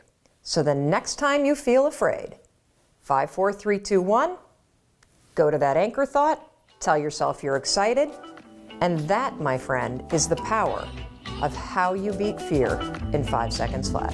Your sense of feeling like the effort is worth it begins and ends with how encouraging, supportive, and kind you are to yourself. You have to become aware of it, and you have to realize that sometimes, like, the way you talk to yourself, like, believe it or not, it does impact us. And whether we want to admit it or not, I think sometimes people, when they're feeling so down about themselves, they have a hard time admitting that something in their life is going wrong because they're already feeling so low that the idea of even having something bring them even down lower, like, scares the hell out of them, right?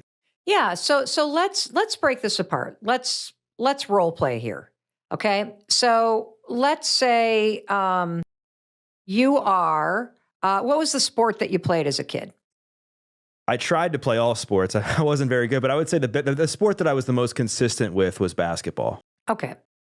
So little Doug is on the basketball court, and there's a foul, and Doug is the person that is selected to shoot the free throw.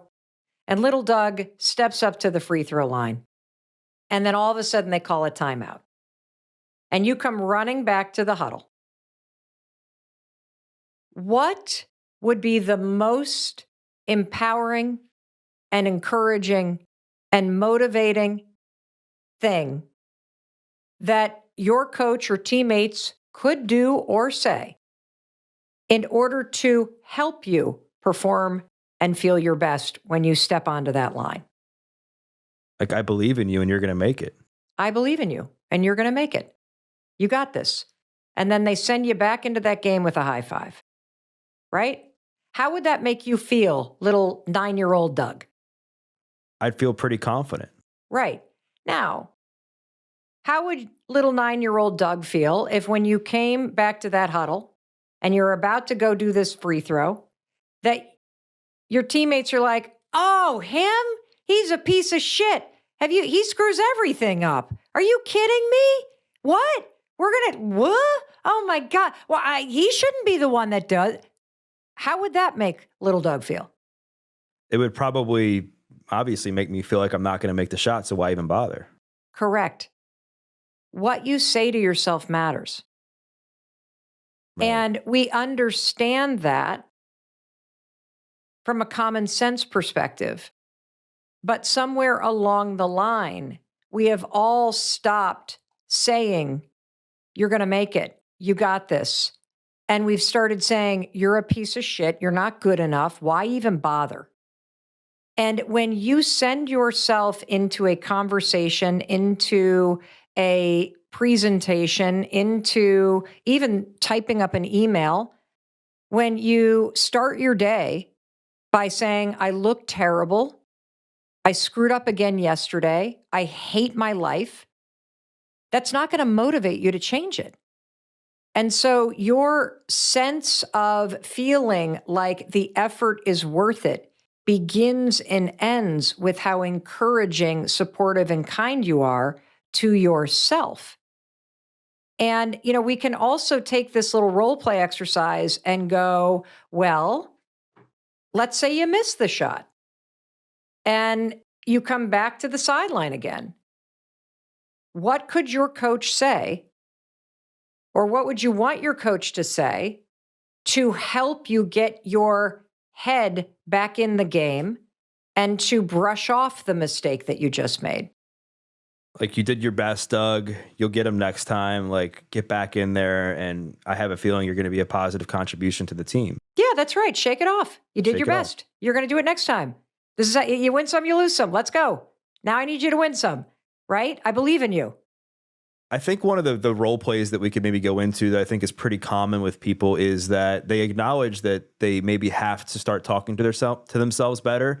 But whatever they start to say that's positive, there's this cognitive dissonance because they just don't believe it. Right. How do you get somebody who for the last 10 to 15 years has just been completely destroying themselves self-talk wise, begin to build some consistency with that, so now that becomes a new habit that they're talking to themselves in a more positive way and they actually believe it instead of just saying it?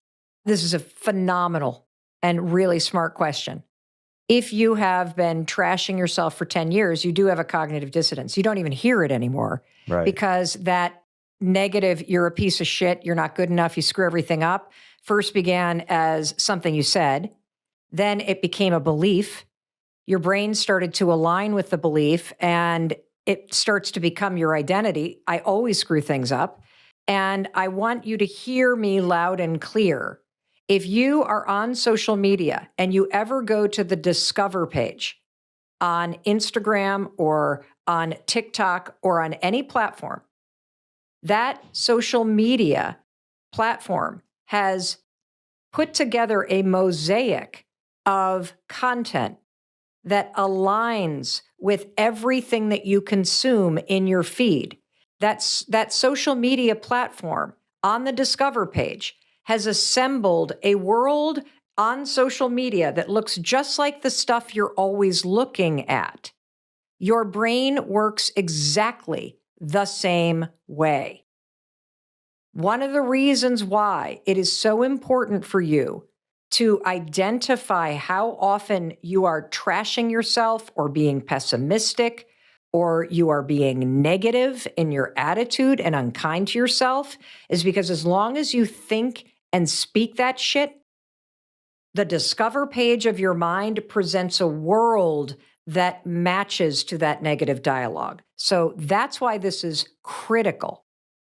The second thing that you need to do, because you're unconscious to it, right, is there are two things that are going to work, because just trying to speak kindly often doesn't work because you have so trained your mind that you think you're not good enough, that saying, I'm good enough doesn't work because your brain literally looks at you and like, who are you talking to? Like, because I can't be you.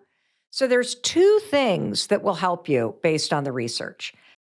The first one is journaling exercises, because there is something that happens when you create a new habit where every single morning before you look at that social media, you open up a blank page. And the way that I journal is very simple. I always start by writing down 5 things that I want. And I just let them flow through me. What are 5 things that I really want? And it might be something small. It might be that, I want a really cool new pair of sneakers. It might be something big. I really want to feel happy. It might be something that is a feeling like, this pandemic has kicked the shit out of everybody. I am not immune from the feeling of burnout or the feeling of languishing, the feeling of disconnection even from self that we can all feel when you're isolated for this long and you're remote for this long and you're stressed out for this long. And so allowing yourself to write down 5 things that you want. I want to feel like myself again. it allows the things that you desire to flow through the self-doubt and through the negativity and through all the crap that buries it and pushes it down, and it allows it to come to the surface. And the writing it down is important because your mind is paying attention. That discover page that your mind creates pays attention to what you say is important. And if you begin a new habit of just starting your day with a blank piece of paper and writing down 5 things that you want, every day, it can be the same things every day. It can be different things every day. You just allow yourself to do this. You will start to build the skill of being connected to what you desire. You will start to develop a skill of tuning out the self-doubt and tuning into what you want. And this is really important because your brain is paying attention, and it doesn't require you to talk to yourself. It just write it on a piece of paper. The next thing that you're going to do, step 2, is write down why you want these things. Because if you have a negative dialogue, Doug, you have for decades talked yourself out of the things that you want. You have filled your heart and your soul and your mind with all the reasons why it's never going to happen. And so by starting every day with a new habit, write down 5 things that you want and then write down why you want these things. You are developing a skill of listening to what you want instead of listening to the self-doubt. That's step 1. That's one thing that you can do to fight decades of negative self-talk. The second thing that you can do is every morning after you brush your teeth, add a high 5 in the mirror to your reflection to your morning routine. That will have a shockingly powerful impact on your negative self-talk. And the reason why it does is because your brain watches you do it, and you only give a high 5 to somebody that you believe in, that you're rooting for, that you're kind to, and that you want to see win. And what we've found, based on researching this simple habit, adding a high 5 to the mirror every single morning, you don't say a word. As stupid as it sounds, just high 5 the mirror. What we have found after researching this for 18 months and having 153,000 people from 91 countries do this for 5 days is that it has a profound effect on how you speak to and how you see yourself, because it is an action that demonstrates to your brain that you care about yourself and you support yourself. And so those are 2 physical things that you can do to start to shut down and fight back against the critic that is programmed into your head. Why has it been tough? You really love her. You're getting on a plane and you're going to go see her. Yeah, I love her a bunch. Okay. So I guess I'm kind of coming to the realization that I haven't been hearing her properly or connecting with her on the level that I should be. And now trying to figure that out. Yeah. So a couple months ago, we've been having counseling. And, that's good.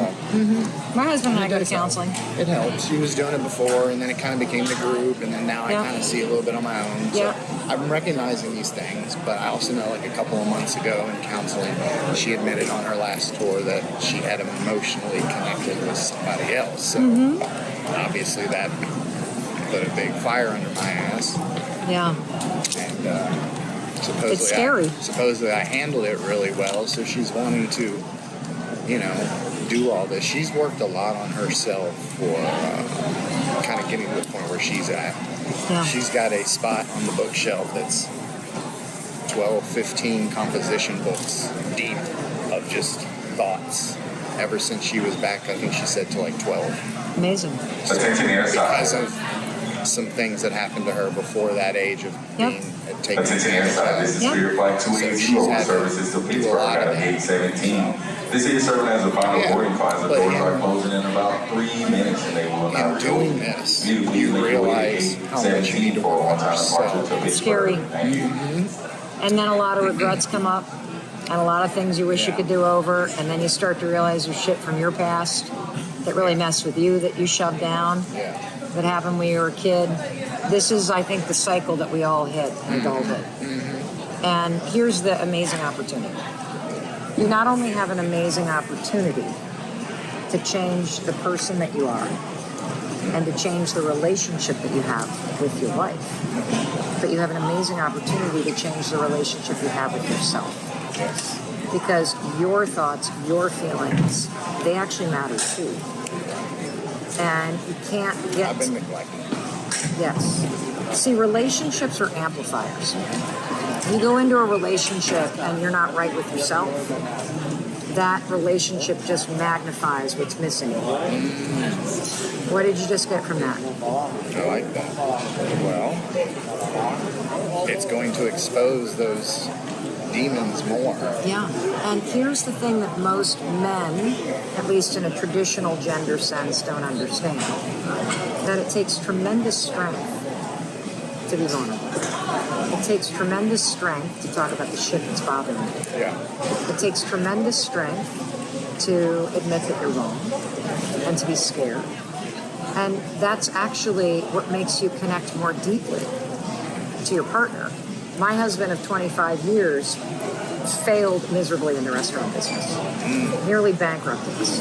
Lost it all. When he left the business, he was an alcoholic and completely lost and demoralized. And I did not know until recently, because it was through these rock bottom moments that my career took off. I invented this little thing called the 5-second rule that I used to get out of bed when the anxiety was so crushing. The only thing that would help me escape it was drinking myself into oblivion to numb it all out. And I started using this little brain hack to 5, 4, 3, 2, 1, shut down the noise in my brain and launch myself forward through the fear, through the pain, through all of it. And my whole life turned around. Chris's life turned around.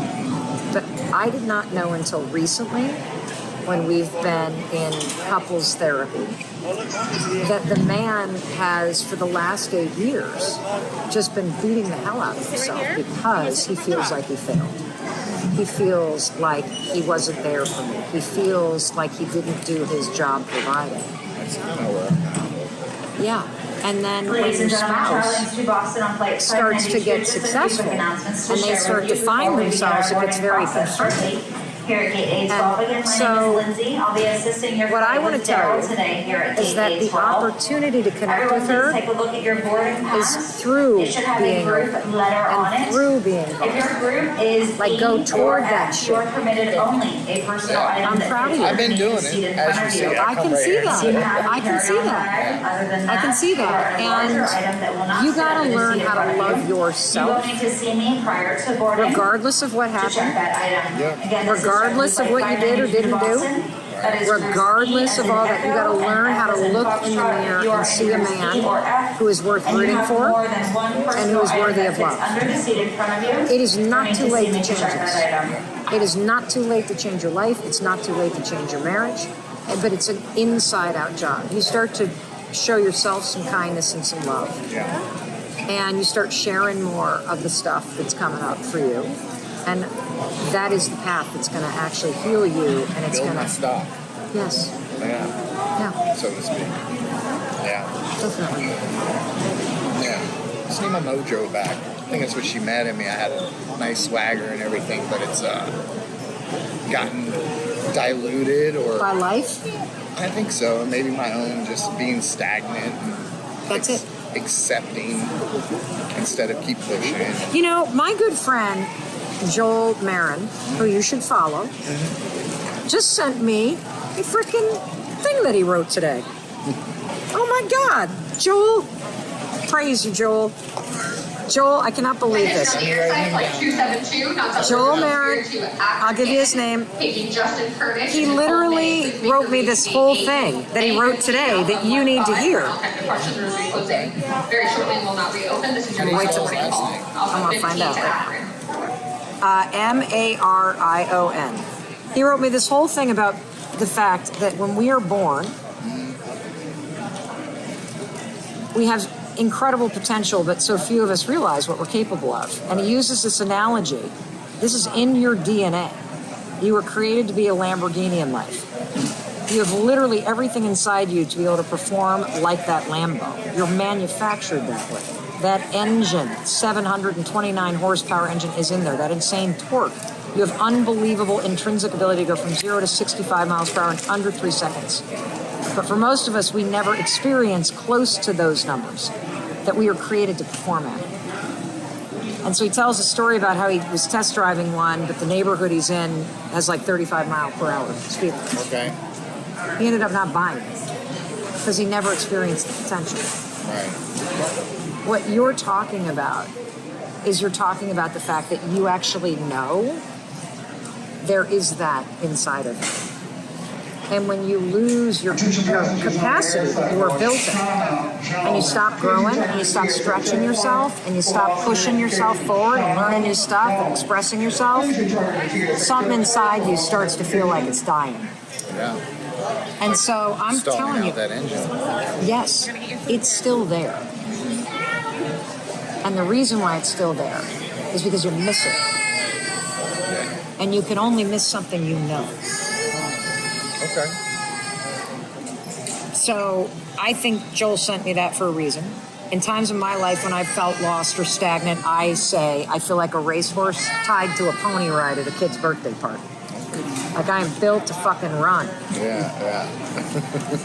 And I hate it when I feel like just tied down like that. Yeah. And so there is something inside you that you've been holding back. What do you think it is? Not really sure. Well, I would take on a challenge. Not sure if it's a passion that I've ever tapped into or something that I've missed since, earlier years. Who knows? I think you should take on a challenge. I think you should take on climbing some mountain or some kind of race or some like fitness thing, something that's a little out of your comfort zone to give you something to push you. It doesn't have to be the perfect thing. Just something that you're up to is enough. Yeah. Gotcha. But I want to acknowledge you for the fact that you recognize that there's an issue and you're taking the steps to go make the effort. You're getting on a plane, you're flying to surprise your wife. Not only that, but I deal with motion sickness, vertigo, and awesome. And I don't drive well at night, so I've got the bands on. Great, they work. I took my motion sickness pills. I love that. I give you a high five for that. That's fantastic. We're doing what we can. You're doing it. Then does she know you? She doesn't know you're coming. She does now. Oh, good. She didn't a couple days ago, but then we were trying to do the pregnancy reveal to some of the family because we just found out last week. Congratulations! So she was all like, I don't know how I'm going to do it. You're there, and I'm here, and I want to video chat my family and be able to like tell them because she's up where some of the family is and she was seeing someone were coming to visit. So I told her, I'll tell you what, well, I'm actually coming up there. So she was pretty surprised, but That's awesome. You're going to be an awesome dad. You want to know who the best dads are? Yeah. The ones who are actually right with themselves. That's true. The ones who are able to talk about their emotions. The ones who are able to be human. This is my second child. This is her first, but I told them, my son's almost 23. That's amazing. So to start over is it's been a lot of emotion. You're not going to start over. You actually are building upon. Okay. And my son's been great. He's you guys would be super impressed with how good my son is. He hasn't seen his mom since he was 6 years old, so I kind of raised him on my own. I mean, there's people in and out of the life, but yeah. You got a moment in your life to make yourself really proud of yourself. Yeah, I appreciate it. And if I were a betting woman, some days I am, depends how much liquor I have, I'd place my bet on you. That's what I'd like. I want that more than anything. Don't and wish for it, don't want it. And my wife deserves it. Do the work. No, hold on. What? Go ahead. You deserve it. I deserve it. Okay. Give yourself what you're seeking from other people. Seek redemption and forgiveness because you deserve it from yourself. And in my book, forgiveness means that you have stopped wishing things could be different. Accept everything that's happened or didn't happen as a lesson. And as long as you hold on to that shit from the past, you're actually still there. Yeah.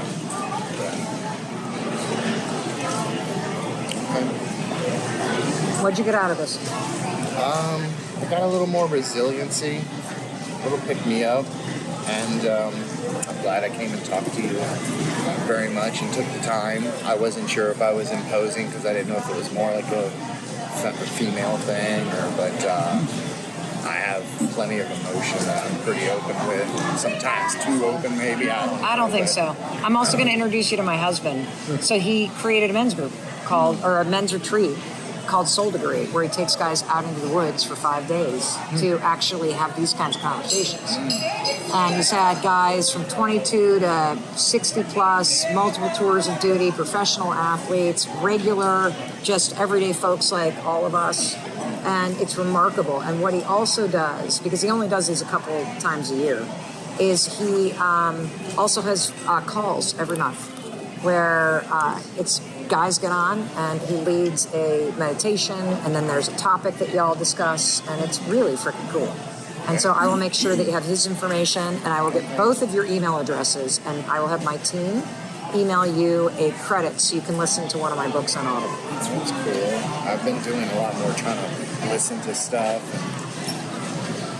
And you know, you just don't know what direction to go because some stuff is just, some people just want to make some money on you. And you just, you know, there's so much out there. You just want to find the right path. Yeah. As best as possible. Yeah.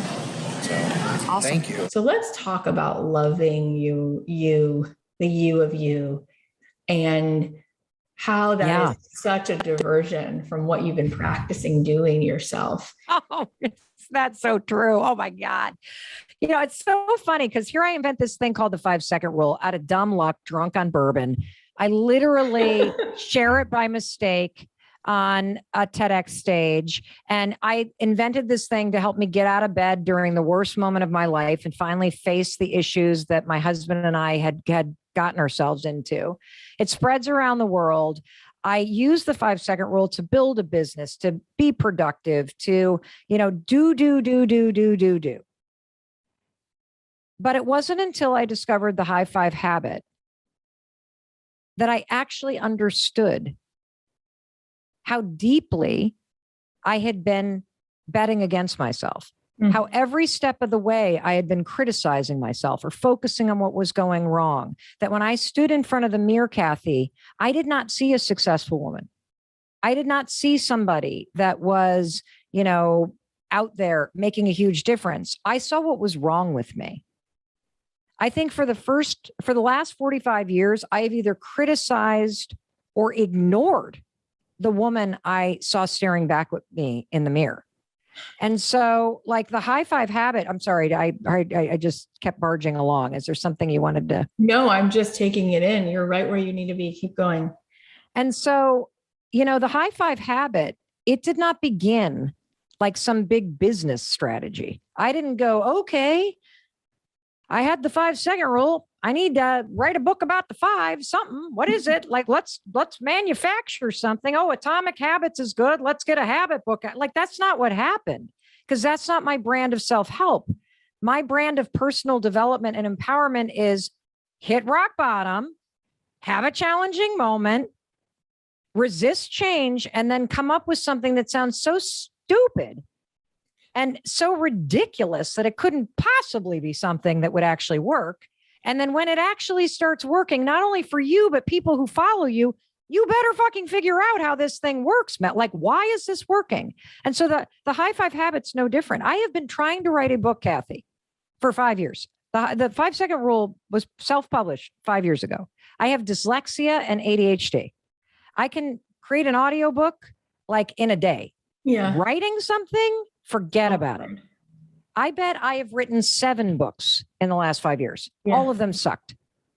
And what happened for me, this is not a pandemic book, but what happened for me, because we're all sick of hearing about the pandemic, but what happened for me is, you know, when the COVID hit, we all have that moment. Like, I'm sure you remember the moment you knew, oh my God, like this is changing everything. Yeah. What was it for you?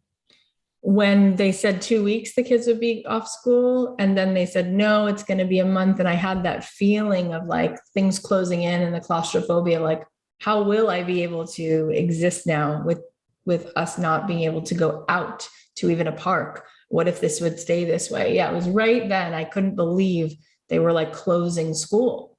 Yeah. Months. Yeah. For me, it was a Wednesday in March in 2020.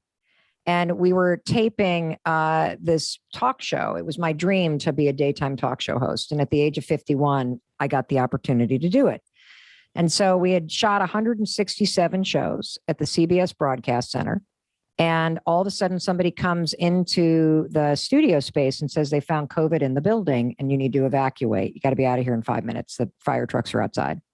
And like that, show canceled, fired from my dream job, didn't get to say goodbye to the 130 people that I had been working with for over a year. It is so painful. But hey, everything is preparing you for something. Everything. And so I get into my car and I'm driving home, and I realized as the New York City skyline was disappearing, and my daughter was in Spain, and she called and said, I just heard the news that they're shutting down the borders. I need to get you got to get me out of here. And then I hung up with her, and all of a sudden it was my daughter in California. USC is shutting down, Mom. What is it? What's happening? What's going on? And I thought, oh my God, what is about to happen? And so in a matter of 2 weeks, my a book contract that I had got canceled, and they wanted the money back. My every speech I had booked for more than a year started canceling. And that was the beginning. The kids come home, they're in a state of turmoil. We all experienced it, right? And I think for those first 3 weeks, it was like a complete blur. I basically never got out of my pajamas. I started drinking Bloody Marys at about 11 a.m. We watched Harry Potter marathons and Glee. We watched that season, like all of it. And then all of a sudden one morning I woke up and I just felt the weight of the world on my shoulders. Yeah. I woke up and I started feeling a couple things. I felt, do I need to reinvent myself again? Oh my God. And then I thought, am I about to lose all my money again? And I'm like, I'm too old for this shit. I've worked too hard. Like you go into that like mode where like, why is this happening to me? I'm a good person. I've worked so hard. Like you like kind of go at yourself. And so I'm thinking this and I'm like, okay, get up, just get up. 5, 4, 3, 2, 1. I get up. I make my bed. I always make my bed. And then I drag myself to the bathroom and I start brushing my teeth. And as I'm brushing my teeth, Kathy, I catch a glimpse of myself in the mirror. And I think, oh my God, you look like hell. And the gray hair is coming in and there's dark circles under my eyes and my neck is all saggy and one boob is hanging lower than the other. And I felt sorry for the woman I saw in the mirror. She looked exhausted. She looked scared. She looked overwhelmed. And as soon as you start to go down a negative path in your mind, it will continue taking you there. And so I immediately drift to everything I'm worried about. I'm worried about my parents. I'm worried about the world. I'm worried about frontline workers. I'm worried about COVID. I'm worried about my kids. I'm worried about my employees. I'm worried about what's going to happen to my business. I'm worried about everything. And the interesting thing in that moment is if you had walked in, I would have been able to pivot on a dime, especially we women. That's what we do.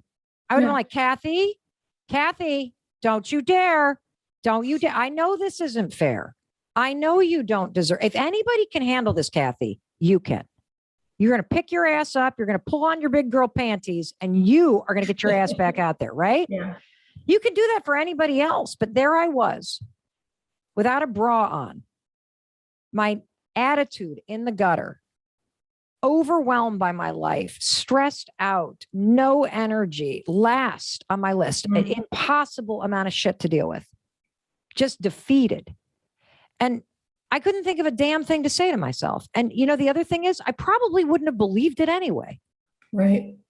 But for whatever reason, As cheesy as it sounds, I literally raised my hand and gave the woman I saw in a mirror a high five because she needed it. And, it wasn't like lightning struck, but something shifted in me. I felt my shoulders drop. I felt my chin lift. I laughed because it's so dumb standing there high-fiving yourself in your underwear. My God. And it's interesting because I also felt like, okay, come on now, Mel. Don't be so dramatic. You can handle this. And I left the bathroom. Now, it was the second morning that something really clicked with me because I woke up, again, all the same problems, all the same overwhelm, 5, 4, 3, 2, 1. I get out of bed. I make the bed. I drag myself into the bathroom. And right as I was getting to the bathroom, that's when I felt something I've actually never felt before in my entire life. And that is this. When you are about to go see somebody you really like, and you're going to meet them for a cup of coffee or like a glass of wine or whatever, and you're about to enter the cafe. What do you feel, Kathy, as you're about to see somebody you like? You're excited and there's like this anticipation. And so you're already feeling good vibes because you know what that person's like and being in their energy. Yeah. Totally. That's exactly how I felt sitting in your Zoom room. Like, let me in, Kathy, let's go. Come on. I can't wait to see you and meet you.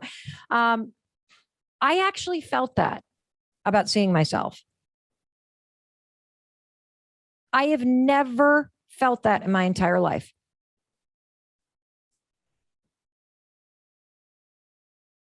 I have never been excited to see the human being Mel Robbins. I have been excited to see my outfit. I've been excited to see if the eyeshadow looks good. I have never looked forward to seeing myself, the human. And so I walk in and I'm a little bit more present this morning. And I'm brushing my teeth and I put my toothbrush down and I take a moment. And I really look at myself. And I don't even see my face. I see a human being. What's coming up for you? I mean, that's just so beautiful. Like what you just said, we think about that when we're about to go see our friend or, the other mom who her daughter's in your daughter's class. And there's like an excitement. Like you feel like this is like a gift to spend time with this person, but you had never thought about that. And I just think about the women and the men who I've met in my life, the people who listen to this show who they're so good, Mel, and they're so wired to achieve, but they're only as good as like their last achievement. Mm. So there is nothing other than like, well, what's my big post today on Facebook for everyone to see that I earned it. I earned it today. But like inherently, like me just being me, no, I've never heard anyone say like, what a gift to get to be in that person's energy, my own energy today with myself, to see myself. Yeah. It's everything. And so, I sat and I looked at the woman I saw in the mirror and I thought to myself, well, who does she need me to be today? And what game in life matters to her? And how could I actually just like move the ball down the field today? And so I thought about it. And I thought in that moment, based on what was going on, that who she needed me to be was more optimistic about our ability to get through this. And the game that I wanted to play was showing up in a different way for our kids because they were looking at Chris and I about what was happening in the world. Yeah.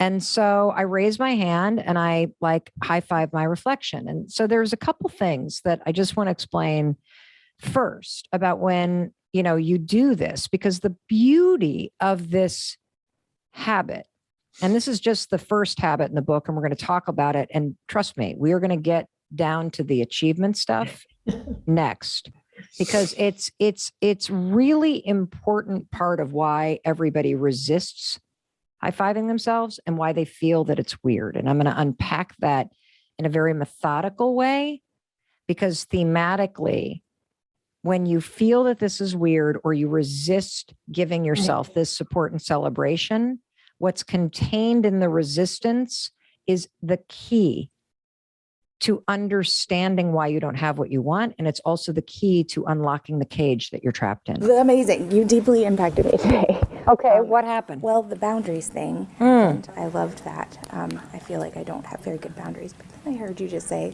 that you were a victim of sexual abuse, which I also am. And I think that part that you were saying to put your hand on your chest, I think my vagus nerve is broken because it made me more anxious. It's not broken. Push harder and repeat it over and over and over and over and over again, and you will slowly feel yourself come back into your body. So when you have an anxiety response, do you leave your body, or what happens to you? I shut down. Okay. Bed covers, like I don't want to do things. Or sometimes I go over the top and exhaust myself. Okay. So what I want you to try, because I don't actually want you to stay in bed. I think staying in bed is a terrible thing to do. And here's why. When you stay in bed, and are you talking about in the morning? Like you wake up and just want to stay in bed? Mm-hmm. So there's a reason why we feel waves of anxiety and stress in the morning. Number one, when you wake up, your cortisol levels, which is a stress hormone, are typically pretty high. Mm-hmm. And so that triggers a kind of dump in terms of your emotional state. The second thing is that if you are waking up and you're not excited about your life, or there's chaos going on, you're going to feel this sense of anticipatory dread. So lying there makes the dread feel worse. Third thing, staring at the ceiling, thinking about your problems, does not solve them. Fourth thing, rolling over and trying to go back to sleep does not change what feels like a nightmare in your life, right? And so what will change it is if you throw off the sheets, put your feet in the ground, and get up, because once you get up, you can get going, and once you get going, you can keep going.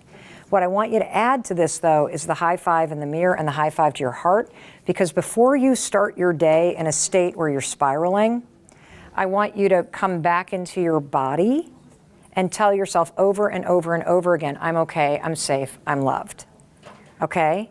If you can hear it, it's true.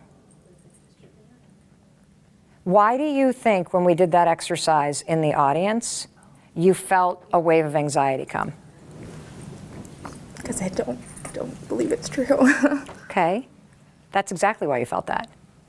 You felt that because you've been running so fast and so long, because you think as long as you're busy and you're running, nobody can catch you and hurt you. And so slowing down is terrifying. Okay, I had the exact same thing. In fact, it wasn't until this fucking pandemic that I couldn't go out that I really realized that I run to Target and Starbucks and go fill up the car because I wasn't okay being in my body and being still.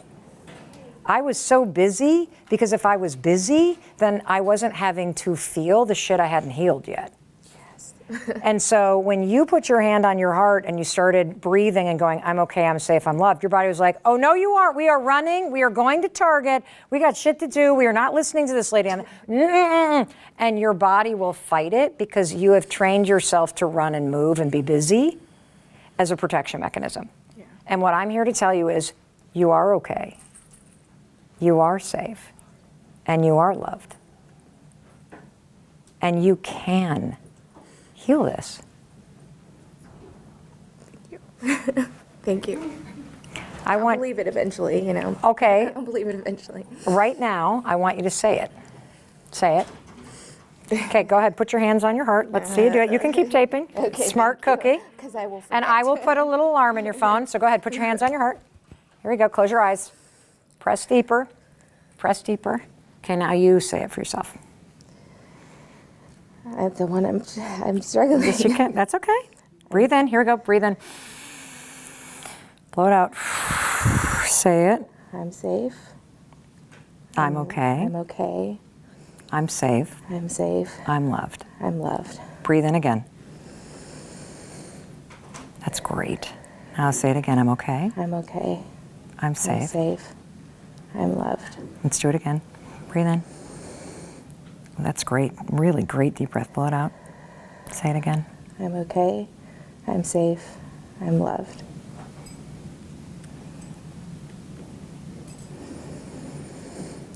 I'm okay. I'm safe. I'm loved. Kind of weird, isn't it? It's super weird. What do you feel? I feel it a little more. Good. Yeah. Good. Thank you. Because there are moments when, there's all kinds of stuff going around you. And what you need to know is that no matter what's going around you, you always have you. And you can bring yourself back into your body. You can bring yourself back home. You can settle yourself in this moment. And if you can tune out the noise and come right back in here and feel yourself literally flip the switch and find some power, then you can take a deep breath and face whatever's coming. You don't have to run anymore. Thank you. Thank you. I'm talking to myself too. Okay, good. Thank you so much. So inspiring. You're so I want to inspiring. be like you one day. You are like me one day. You're running from your fears. You're anxious. You're doing your best. You're reminding yourself every day. You get triggered by shit. This is what my life looks like. Yeah. Okay. Just because I am creating these tools doesn't mean I'm not using them every day. Yeah. Okay, great. Hey, it's Mel. Thank you so much for being here. If you enjoyed that video, by God, please subscribe because I don't want you to miss a thing. Thank you so much for being here. We've got so much amazing stuff coming. Thank you so much for sending this stuff to your friends and your family. I love you. We create these videos for you. So make sure you subscribe. Mwah.